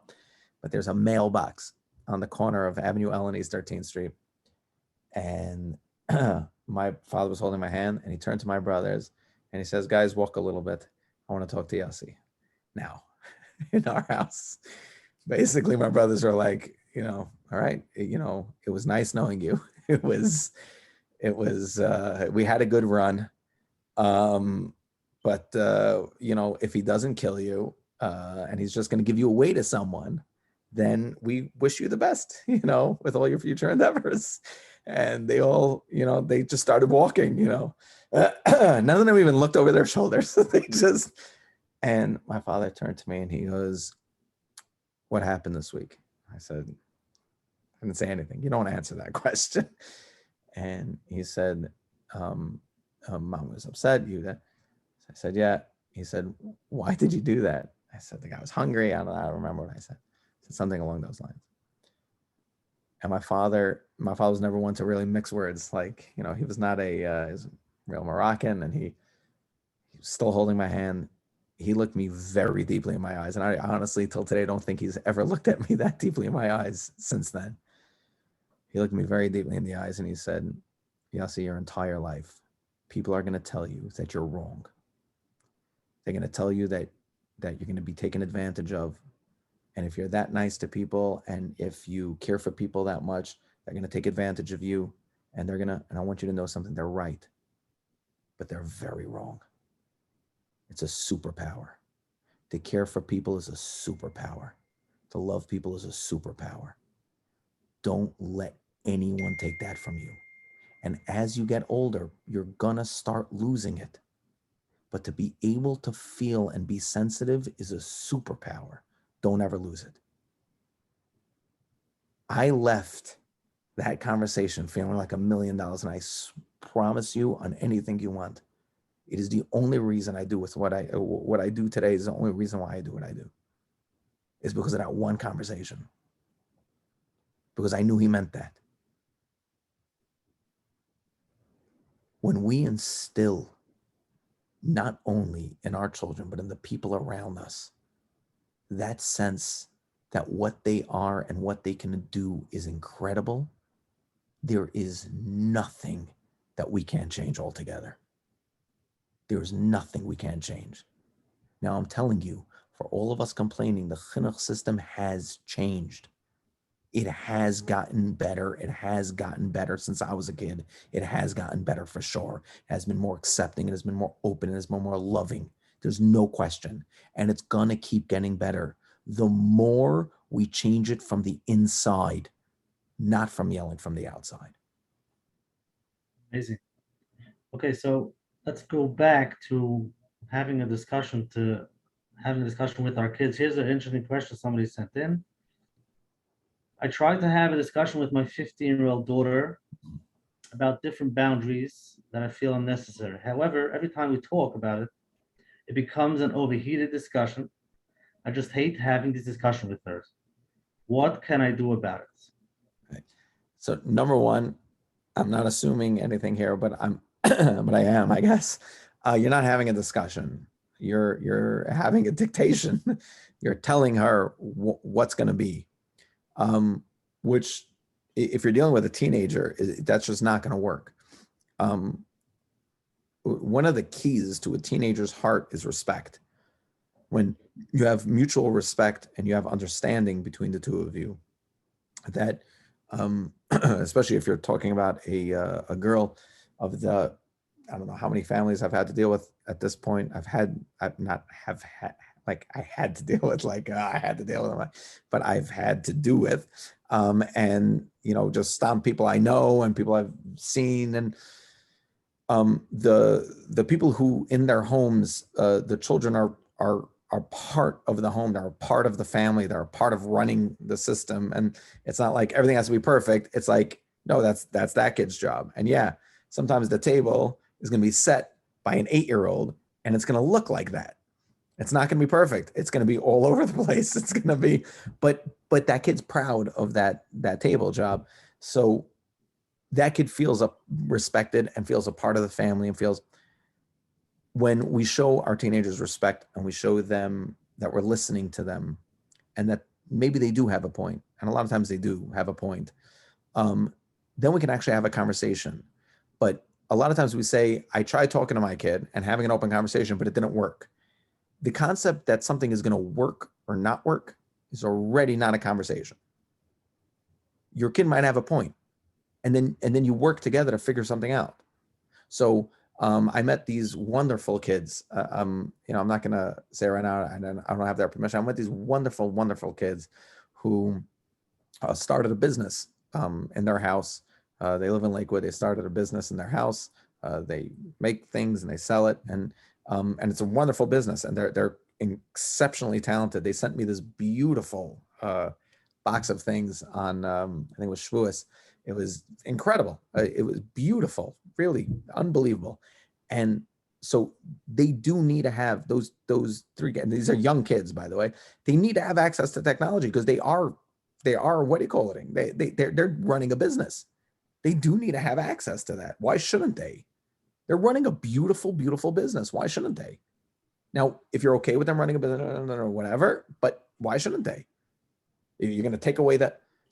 So within reason, though, you don't need your phone at 3 a.m. though. You don't need to have an unfiltered phone. You don't need to have right. There are ways of being able to come up with a concession of some sort. A lot of times they're going to say, well, the school doesn't allow it. The school doesn't allow it. I think you're going to be surprised a lot of times what happens when you have a conversation with the school, as opposed to just being too afraid to do that. A lot of times, I'm not going to say the school's going to give in or not give in, but a conversation can help a lot. Very Yossi, we have a lot of live. Can we try to knock some of the lives now? Sure. Let's do it. Okay, you're on. Hi, how are you? Thank you so much for a wonderful class. You touched on so many points, specifically how important it is for mothers and fathers to be involved in Chinuch classes specifically and educating themselves, because we didn't all grow up with, open topics and, speaking our hearts and all that. So going back to one of the examples that you brought up, and you said that the father, it was just easier for him to say, we're not going to go to the library rather than have a conversation like that. Could you model for us what a normal conversation would sound like regarding that topic? So it depends. It depends on the situation. A lot of times, remember when you were a kid, why do teenagers think they know everything? Let's start there. Teenagers think they know everything, not because they actually think they know everything. They think they know everything because nothing is hidden from them anymore. They found it all out already. They know all the things that you didn't want them to know. They now know. So now, that's it. I'm an adult. Because the whole point to a kid of being an adult is just knowing whatever they know. It's just finding out whatever it is that they know. Why do our kids not want to go to sleep? Because they think that there's going to be a party the minute they go to sleep. Like that, they know that there is. There's an awesome.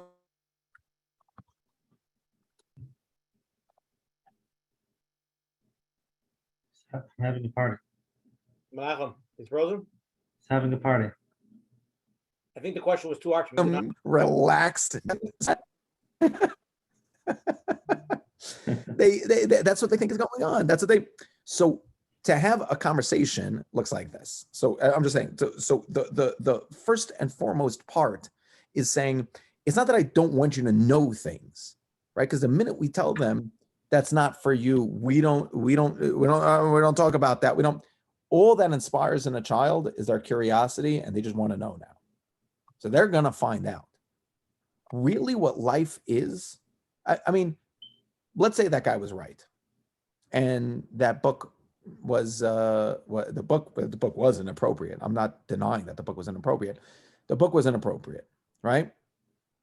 So he doesn't want his children to see that. So he's going to shelter it from them, right? Now let me ask you something. Fast forward.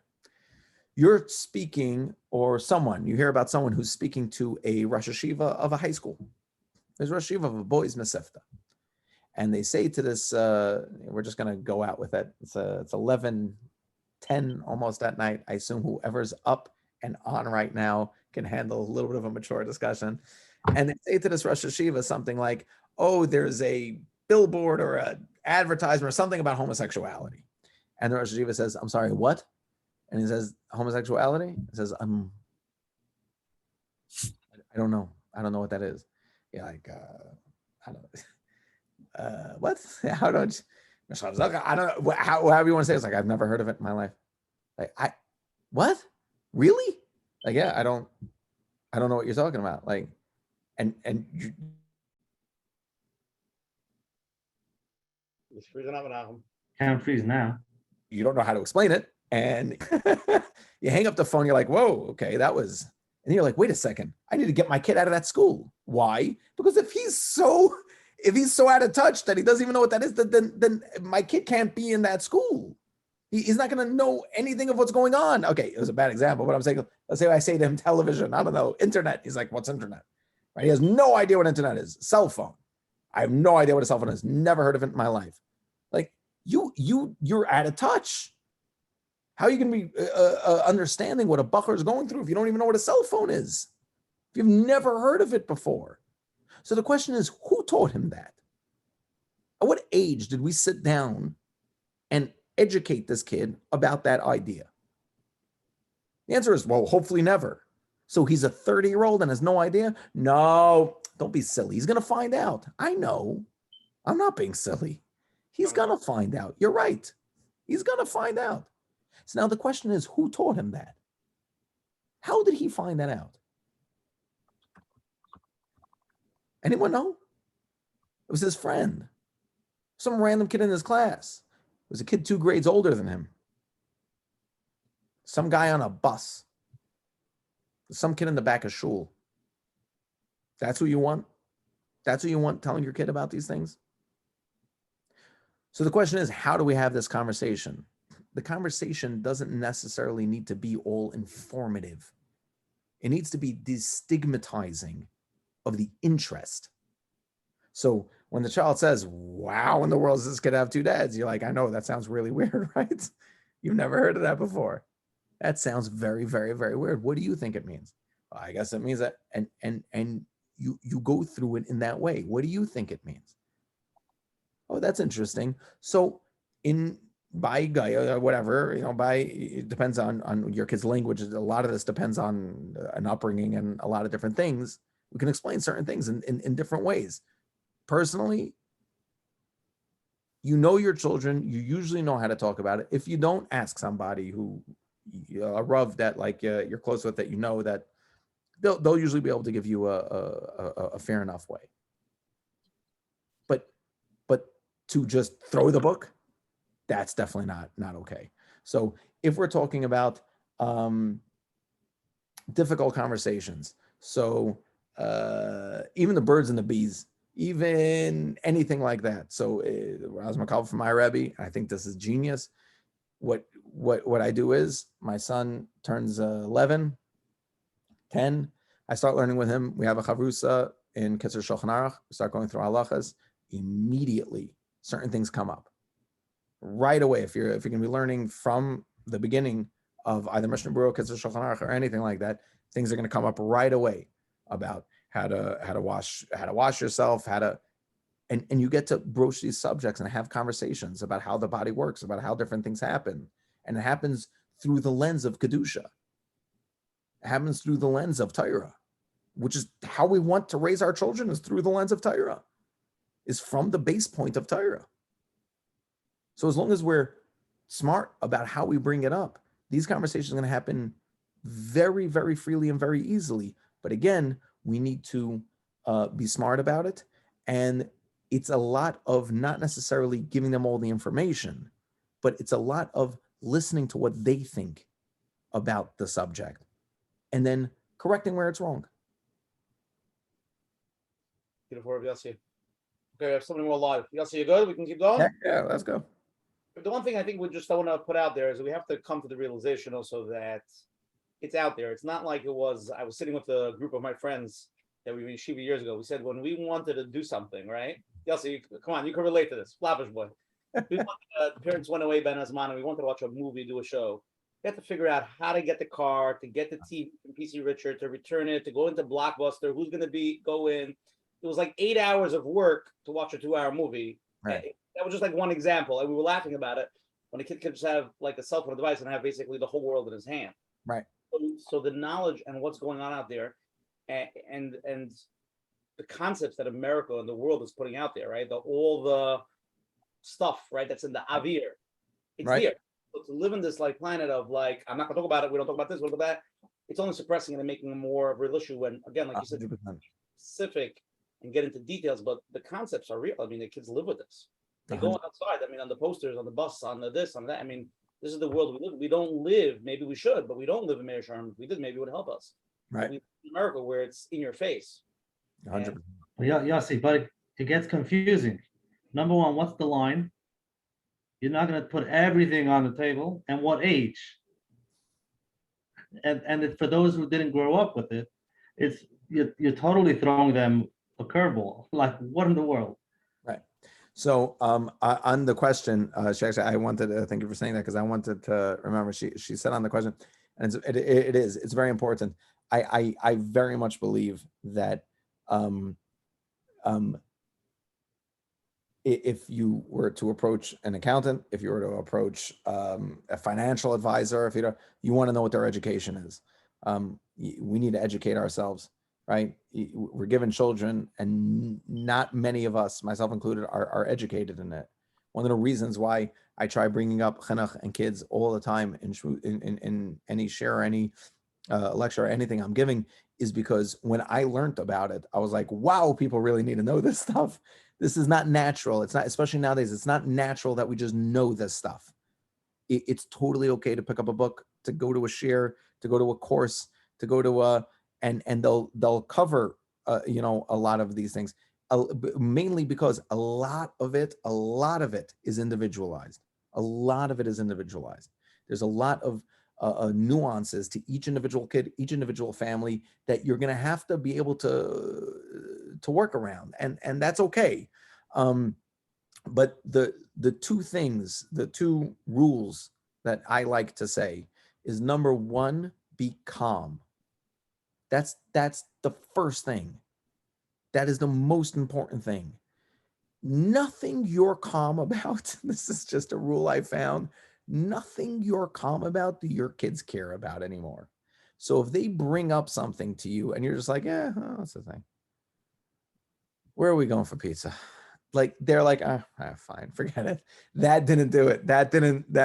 But if they bring up something, you're like, whoa, where'd you get that? Oh, get rid of it. They're like, oh, get that back here. I want to know what's going on in that thing. That's fantastic. What's that? Explain it to me in detail, Dad. I don't get it. Yeah, exactly. They really want to know what's so number one, first and foremost, number one thing is to become the main reason really to become is not just, as a trick so that you don't spike their interest, but your kids want to know that where they're coming from and who they're following are calm people. If they feel that you're easily excitable, they don't trust you, because the last thing that you got really excited about, not excited in a good way, but like overexcited and like irritable about, ended up being fine. It ended up being okay. I just moved, and it's taking forever for me to unpack or get this house ready in any way. Believe me, if I were to turn this thing around and show you what everything here looks like, it is not good. And I keep saying to my wife, I'm like, I got to get this and I got to get this. I want to get this. What do you call it? I'm like, how are my kids going to feel settled if they don't? And I keep thinking to myself, I'm like, they're going to feel settled because you feel settled. They only know that anything's wrong with this house right now because I'm worried, because I'm freaking out about it. That's the only reason they know. Other than that, they're like, I don't know, there's a couch there. Everything's fine. Like, we have food. It's what are we really worried about? They're fine. So to be calm is number one. The second thing is to be honest, to really just be open and honest, not be afraid of having a conversation. It doesn't mean that you need to, everyone always wants to know what's the right thing to say at the right time. You're not going to say the right thing at the right time always. No one asks that, by the way, in marriage. And it might be more applicable there than it is in raising kids. No one wants to know what's the right thing to say at the right time in a marriage. No one ever asks that. It's like, I'm dealing with an adult. It's easier. Not molding a child's mind. Guess what? You're not really molding any child's mind. You're molding their heart and soul.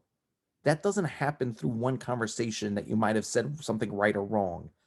It happens by the way you look at them. It happens more, believe it or not, by the way you listen, by the way you pause when you're talking to a kid, by the interest you have in what they're saying, by the interest you have in what they're not saying, by the want to be around them. You're saying a lot more to this kid. We're so afraid of information. We've become so afraid of what our kids are going to see and hear that we stop telling them and listening. That we stop building them. Nothing in the outside can hurt our children. Not nothing, barring extreme circumstances.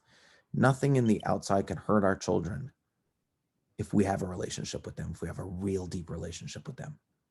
Obviously, there are exceptions to that. I'm not saying not. But nothing can hurt them if we have a deep, deep connection with them. Even if they say, I hate you, you're stupid, you're this, you're that, I never like you, I wish I had a different mommy. It's silly.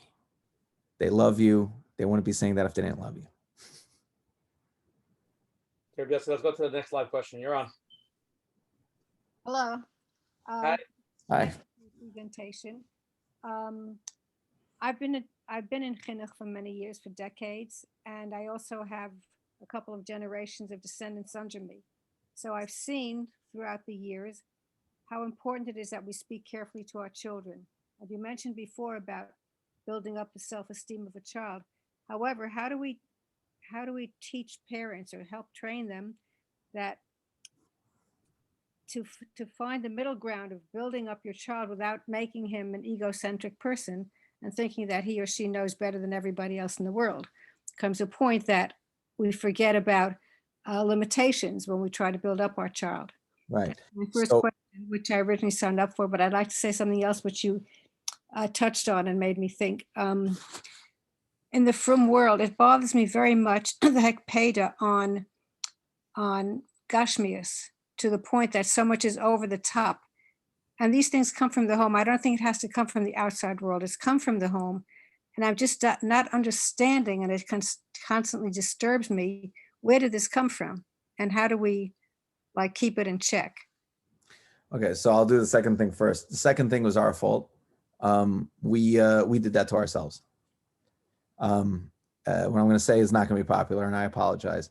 But when we put hechsherim on things, instead of people knowing what's kosher and what's not, we put hechsherim on everything. So all we have are a bunch of mindless people following a hechsher.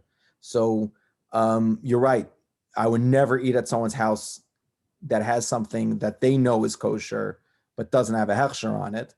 But I would eat at someone's house that has this abundance of gashmias going on, even though that's not necessarily what we believe in, but it all has a hechsher on it. By doing,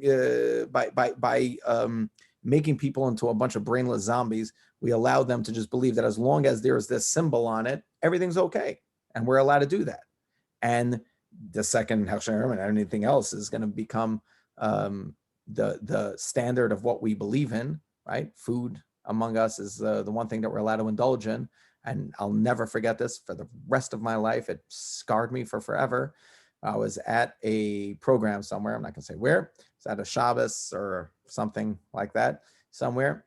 And the waitress that was doing our table, I was speaking there, and the waitress that was doing our table at this event was asking me a bunch of questions about, she saw I was a rabbi, and she's asking me a bunch of questions about Judaism. And at one point she comes up to me and she says, I can ask you something. Is gluttony not one of the sins in Judaism? So I was like, what do you mean? Why? She's like, and she just looks around the room that we were standing in that had like meat hanging from the ceiling. And she's like, just asking, because this is the sixth meal you guys are eating today and it's not noon. So I just figured I'd ask, right? So yeah, we do go over the top, but when we want people to just blindly follow what we say, that's what's going to end up happening, is that a lot of things that aren't okay are going to become okay just because the powers that be said that it is okay when it's not okay. But that's a different argument for a different time. As far as the building up self-esteem to the point that a kid thinks he knows better than everyone, where I respectfully disagree on that, and I'm sure this isn't what you meant, but where I respectfully disagree is that is not self-esteem. A kid knowing better than everyone could come from a few different places. It's not coming from their self-esteem. Self-esteem being built up properly by parents or people around them is going to lead them to want to learn more from people on top of them. It's not going to lead them to think they know better from people on top of them. What will lead them to know better than people on top of them is when children overhear conversations in the house being like, oh God, the school wants to, again, this place, I'm telling you, Rabbi, what's his name? If he wasn't, and he's in it for the money. He's in it for the money. And at the end of the day, if he takes one more picture, right, when they hear all of that at home, so they tend to disregard a lot of what people say. A lot of other times, it's a call for attention. They're going to question authority, mainly because authority has not served them well. That's definitely not a kid whose self-esteem was brought up. Please do not confuse a child with healthy self-esteem to a child who's acting out and therefore questions everything and is, when I say questions everything, I don't mean in a good way. I mean, I love kids who question things. I mean, is constantly calling out authority and disagreeing and just being argumentative. That's not coming from a place of self-esteem. That's usually coming from a place of insecurity, as a matter of fact. It comes from the other way. Just, he doesn't feel comfortable doing that at home, so he's going to do it at the next best place, or she's going to do it at the next best place, which is going to be in the school. A kid like that usually is lacking in self-esteem, and when we build them up in the classroom, they tend to do very, very, very well. No, I'm, can you hear me? Am I? Yeah. What? No, I understand what you're saying, but that's not really what I meant, because I've seen it, and I've seen how parents tell their kid, oh, you're the greatest, and you're so wonderful. And yet when the kid does something wrong, they sort of fall back on their disciplining duties, Right. So that then to me, that's what that is. So what that is you're the greatest, and you're the greatest means that you're infallible, that you can do no wrong. That's not what the greatest means. The greatest doesn't mean that you can do no wrong. You can certainly do wrong. You're the greatest means that when you do wrong, you know how to handle it. You know what to do about it. You know how to say, I'm sorry. You know how to rectify a wrong. You're the greatest doesn't mean, so when a kid does something wrong and the parents are constantly saying you're the greatest, which again, saying you're the greatest, I don't think is that great, but let's say it is. When a kid like that does do something wrong, they say, wow, really? That's beneath you. And the kid immediately feels like, yeah, that was beneath me. I didn't need to do that. I'm sorry. I don't know where that came from. You ever heard a big person apologize for something? It's such a lesson in greatness. They usually say, I have absolutely no idea what came over me or why I said that, but I said it, so I'm sorry. And everyone's like, yeah, no, it's fine. We all have our bad days. And everyone moves on. It's when people start to justify. That's a person who is built up wrong. So those parents are not instilling their kids. Self-confidence is not thinking you're amazing. Self-confidence is confidence. Confidence is, I know what to do in given situations. I'm competent. I'm confident. I can handle things. It's not that I'm always right, or I'm always the smartest, or I'm always the best. It's that I know when I am, and I know when I'm not. And I know how to handle when I am. I know how to handle when I'm not. And this tank in me is filled that I don't need to fill it with negativity. This tank in me is filled. I don't need other people to tell me I'm great. I don't need other people to applaud me. I don't need other people to, what do you call it? I'm meaningful. What I do matters. So when they're wrong, the parent wouldn't be ignoring that, and the child wouldn't be feeling that they should be ignoring that. I don't think that the kid's really listening to them in that situation. I don't feel like the kid's really listening to them or believes them when they say that you're amazing. I've seen parents with the, you're amazing. Even at their Shabbos table, they're like, oh, you're the best, you're amazing. And you can see the kids just like, honestly, I do it all the time. Like my kids, my siblings, my in-laws, everyone knows my kids ignore most of what I say. Like a good 60% of what I say, my kids are ignoring. They know when I'm being serious. But most of the time I'm telling my daughter how she's my best friend. I'm like, Eliana, really, we're best friends, and we're going to wear matching bows, and she just sits there like completely just like a brick wall, just like not listening to anything I'm saying. And everyone laughs. They're all like, she hadn't heard a word. Like, I like driving her crazy. So I just say these things. But to a lot of kids, it's not them driving them crazy. Or a joke. It's everything. They just don't listen because you're constantly being like, oh, you're the best, you're amazing. They're like, no, I'm not. I messed up over there. I know I messed up over there. You keep saying I'm amazing, but I know I'm not. So what else are you lying about? It's usually where that kid's coming from. So in reality, if a parent really instilled confidence comes out more when a kid does something wrong than when they do something right. A kid will do something wrong, will immediately look a little bit sheepish or embarrassed, smile and say, oh, I'm really sorry. When you know that kid has a lot of confidence. Let's get another live one over here. Let's hop another one in. Okay, you're on.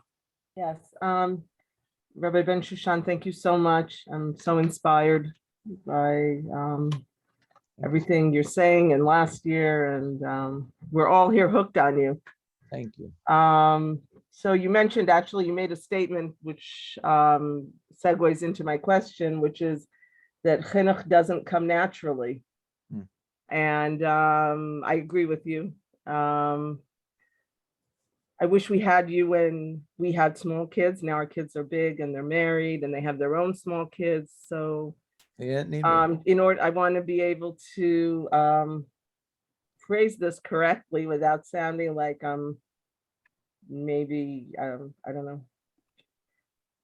How can I get them to hear this year, to actually listen to it, not just send it to them, but have them hear it, and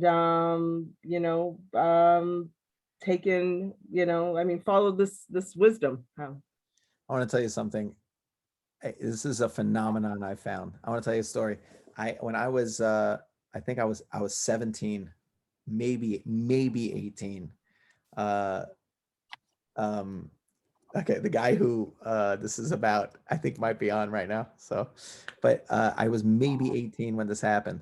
I was driving with a friend of mine, and I don't even really fully remember the story, but we were driving, I think, to Jersey, and he had to switch cars with his father. His father had both his father's cars really, but like he was driving one, his father was driving the other, and his father had just picked up his grandmother, his father's mother, and we were switching cars at a rest stop. I don't remember why, but I remember pulling into this rest stop. Now, I knew this kid's father for a few years.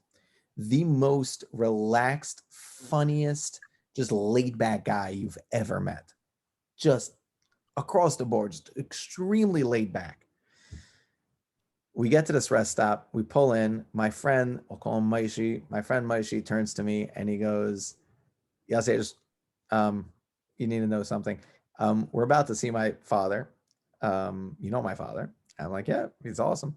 Yeah. Anything you see during this interaction, just negate from your memory afterwards. I'm like, what? He's like, just trust me. Just what you're about to see is not the norm. It's just whatever. I'm like, okay. Sure enough, we get out of the car. His father, we pull up next to his father. His father gets out of his car, and I see immediately his father is like just distressed and angry and upset about something, and he's slamming doors, and I'm like, okay. I'm like, I've never seen him like this. This is wild. And I've been in their house a lot. I'm like, this is crazy. So I get out, and my friend, I see, is even acting differently in front of his father. He's like, Taz, everything okay? No, I'll get the bag. Like he's normally very buddy with his father, and like he was not at this point. And this little old lady, now his father's a very big man, like he was 6 something, like big guy. This little old lady gets out of the back seat of his father's car to move into our car. And she turns to him and she goes, let's say his name is Chaim. She goes, Chaim, let's say his father's name is Chaim. She goes, Chaim, did you remember the bag?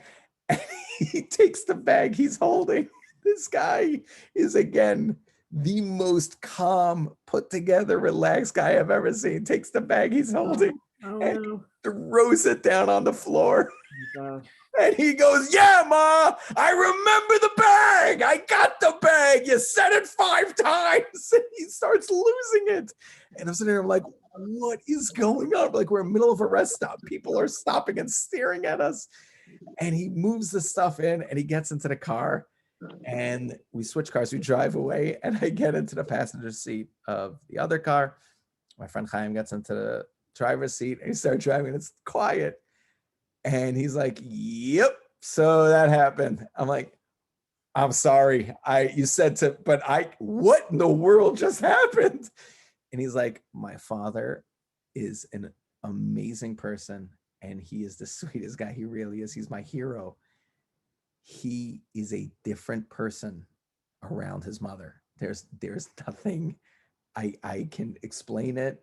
I can't, what do you call it? She doesn't come to our house often because of this. My mother doesn't let because of this. I don't know what it is. We don't understand it, but he loses his mind around her. And I never forget, I'm like, what? And I got older and I started understanding a little bit more. Chinuch does not stop when your child leaves the house. As a matter of fact, I can't tell you how many people I know that are closer with their parents and only developed a relationship with their parents after they left the house. The key is unfortunately not sending them a share like this. No, I'm not telling you not to promote Coach Menachem or Rosh or anything that we're doing here, but it's not to send them a share like this. It's to be there with them. The same thing that applies to a 5-year-old applies to a 45-year-old. Parents will always be the parent to their kid. Will always be the parent to their kid. If I'm having I need to run away, I'm still going to be running to my parents' house. I'm telling you now. That's where I want to run away to. I want my mother to make me some soup and I want to sit there and tell her, Ma, everything's fine. Of course I'll take some soup, whatever, fine. I'm still going to act like I'm 16, but it's still my comfort zone. It's still my place that I want to be. Chinuch does not end when our kids leave our house.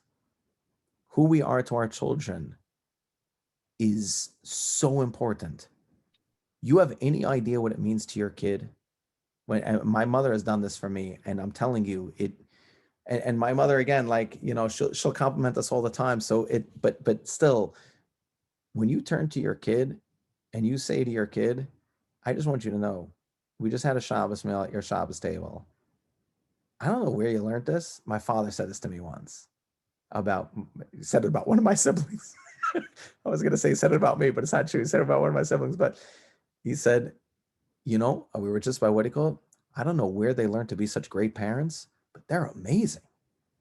You have any idea how deep that goes into a kid, into a 45-year-old kid? You have any idea that confidence boost they get? I was speaking to someone last week.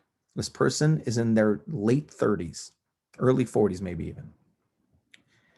She was willing, her mom left her as a child for years, abandoned the family for years. She was willing to forego everything that happened till that day if her mom would just apologize and tell her she wants to have a relationship with her. At that moment, her mom's in her 60s. She was willing to let it all go and have a relationship she wants to. As long as she would just show up then, be like, what I did then was wrong. I just really want to have a relationship with you. She was willing to let it all go. We never grow up. We never grow up. Our children never stop being ours. It's never too late to have a better relationship with our kids. It's definitely never too late to have a better relationship with your parents. Never. We have to lead, whether we're 80, 90, it doesn't matter. The way we interact with our kids is how they're going to interact with their kids, is the competence and the confidence that they're going to have to interact with their children. Set it by example. Don't be the person that's, constantly sending their kids, YY Jacobson clips of Kibbut Av V'Aim. I don't know if YY Jacobson ever gave a share about Kibbut Av V'Aim. I'm just saying, oh, I thought you might like this. And I'm just going to leave this here and see who, right? We don't need to do that. Actively have a relationship with them. Actively go out of your way to have a relationship with your kids. And you'll see they especially your adult kids will love it. Will love it. Yossi, powerful stuff. Okay, one more live and one more question that came in. I want to answer 2 more questions. Okay, then we'll go to the closing. I want to say one other thing on what you said. By the way, there is, I've heard this many times. I've been to enough speeches already Sunday night, but I've heard this, that they say obviously the chinuch of the younger years is molding and the example, but the core chinuch of leading a healthy life, not childhood, comes after marriage, because Right. when the child gets married and they're finally dealing with relationships and they're dealing with their own kids. I mean, I'm going to tell you a story that happened. I've seen it, and you probably know what it is. There was somebody who was raising kids for many, many years. The child was not religious, a lot of things, and the father was an amazing person that was loving and and she told me when I met her that now she's dealing with a kid exactly the same the way she was. The kid's 15. She said all the years when she was doing this father, she would come home with boys, smoking, whatever the things. The father was so amazing at what he did that she thought her father was so hapless and so oh, he's just such a nice guy. Right. Like, she didn't realize the guy was a superhero. Hmm. Now she's dealing with a kid and she turns to the father, and the father turns to her, I've been dealing with this for you for my whole life. Like, you know what I mean? And she's learning from the core example. So there's a part of, not exactly the right word, and obviously this chinuch, raising a kid, you're showing them, but the things that they drive home is really a lot stronger after marriage sometimes. 100%. 100%. How many people I hear say, like, newly married or engaged people who say to me, they're like, no, my parents love my spouse or the person I'm gonna get my fiance, whoever I'm engaged to. Like, as a matter of fact, I think they like them more than they like me. They mean that with such heart. They're like, oh, my parents are amazing. They've accepted this person that I brought in so deeply. You have any idea like what that means to a kid when you tell them that their spouse, like however much you say it about them, when you say about their spouse that, like, you tell your son that your daughter-in-law, you say, she is so patient with your kids. She is so nice. She's so patient with you, which is difficult because I raised you and I wasn't that patient. Like, when you say certain, that you have any idea what that means to them and how much it builds them. It's Okay, next live question. You're on. The last live question. That me? Yes. Thank you. Okay. Thank you so much, Rabbi Bensoussan. I'm taking every word for like gold. I really appreciate this amazing program that you put together. So I have a question. I have a high school boy. He's my Bachar, and he's a very special boy. He's been through a lot. And Baruch Hashem, he's come a long way, and he's, really taking to his learning finally, and he's really growing. And he has absolute impeccable midos, although it's taken a long time for those to shine through. For his whole life, he's always, taken a real liking, and I'm sure a lot of people and mothers will say this, to technology. And we don't offer too much of it, but we do try to have a very open relationship with our children, and we try to give them where we can with, certain gedarim. And he has a flip phone, and he really, really wanted to get a smartphone. And we told him, like, I myself also have a flip phone, and I told him, this is just not something that we feel is necessary for you. And he went behind our back and he got one from like a boy in yeshiva, and he's such a good, sweet, precious boy that he admitted to it. And I said to him, I'm so proud of you that you told me. I said, it is upsetting, but it obviously means so much to you. Like, explain to it more. What's so important to you? So he said, I can't really tell you what it is. And I said, I know that you have a real, liking to technology. I said, but what about it? He said, you can get it tagged. He's like, I don't even care. I just want to have texting, and I just want to have the ability to use a phone and my alarms and even a camera. He's like, you could take off the browser, you could take off everything, tag it to the nines, because you can even do it at like a library. I check it out for like an hour. He dorms anyway, so he's not even home often. He's like, I'll check it out for an hour, check it back in with you. You can keep it. So I said, I hear you. And I really, we value what you have to say. And we often give in to you, even though sometimes we have to find a happy medium. But I'm going to ask a few, chinuch experts. So I did. And the answer is you should tell him no. And it should be because the yeshiva doesn't let. And you already just touched on this. And that was the answer we gave him. And he is taking it, but not well. And he asks me often, can't you find somebody else to speak to? And I did. I told him I spoke to a bunch of different people. But I feel like Hashem is sending me sort of a sign tonight, because you sort of just touched on this whole, well, the yeshiva says. So I would just love your opinion. What are your thoughts?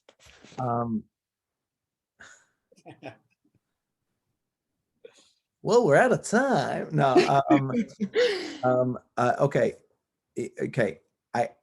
Yes. By the way, I just want to be clear. I actually do agree with what they said. It's not, and I'm no one to disagree with them, but I do agree with what they said. with one slight caveat. But now what?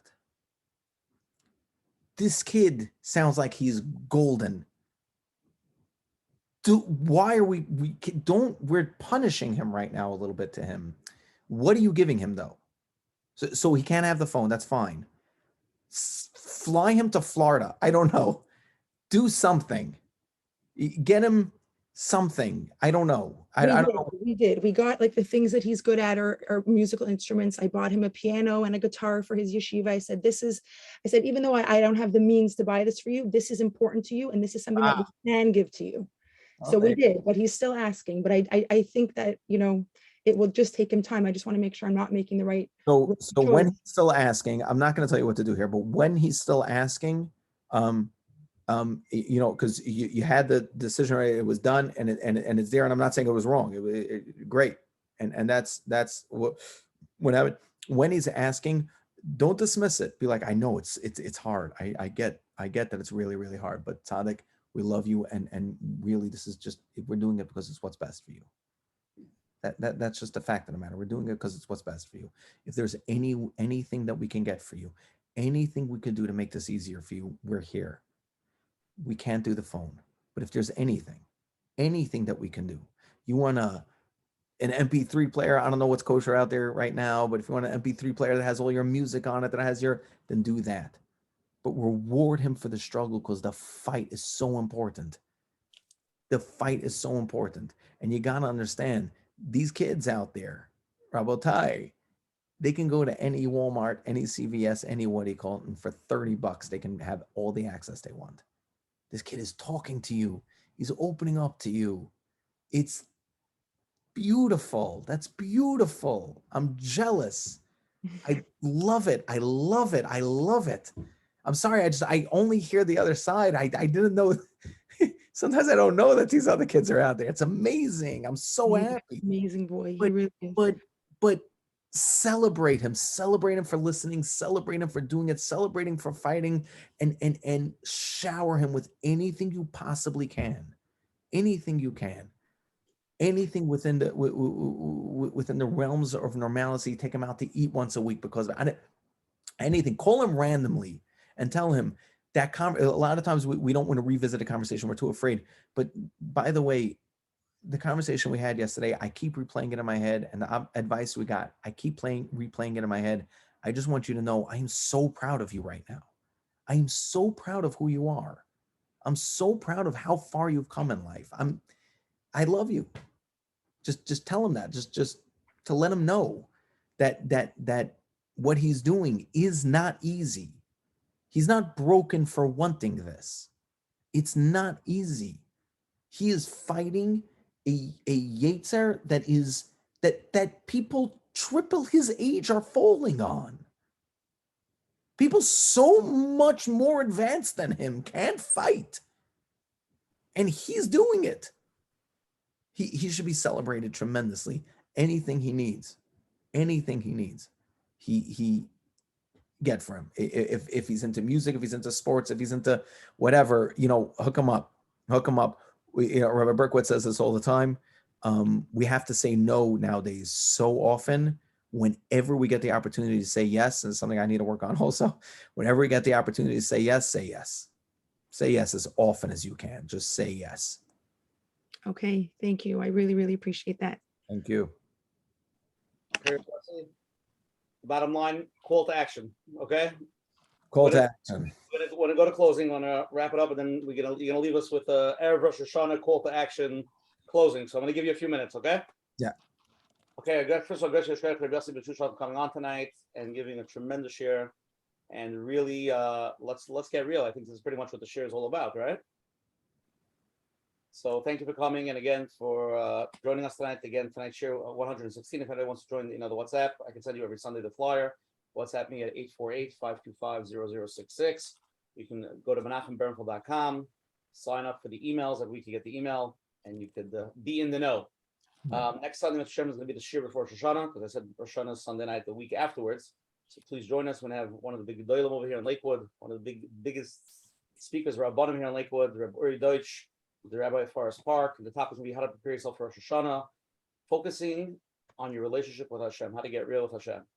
To be meaningful, powerful. Please join us. Let people know it's negate to every single person. And please be here next week. It's important. Again, everything's recorded. It'll be at Bernfeld.com. If anybody has any questions, you can reach out to Coach Menachem at gmail.com. Yossi, if anybody wants to have any questions for you, you want to give out an email or the agenda, you want to? Yeah. What is my? What's your cell phone number, your address, your social security? Yeah. Right. Yeah. My email's best. It's Ben. Yeah. It's still Bensoussan, BENSOUSSAN at Yeshiva High, YESHIVAHIGH.org. Okay. If anybody has any questions, reach out to Rabbi Yossi there. If anybody has any questions with Coach Menachem, email him. Again, tonight's share 116. It will be Menachem on the phone as well. We have a phone number 848-777-GROW. And again, thank you everybody for joining. Thank you for the advertising sponsors, the Lakewood Scoop, Rabbi Yaniv Chazak, Eli and Ariel from Five Town Central, and Chayla Kaufman and Shmuel Summer from JCN. Yossi, it was a real call to action tonight. Basically, in short, we said tonight is let's get real with our kids. That's basically what you said. Let's have conversations. I'm sorry for wrapping up too quick. Yeah. No. Wrapping up. Let's get real with our kids, but through getting real with ourselves. Let's just be honest with ourselves. Wait. I'm gonna end with one very, very quick story, I think. Okay. Coach Menachem, wrap up tonight's share, and then let's give it to Rabbi Yossi.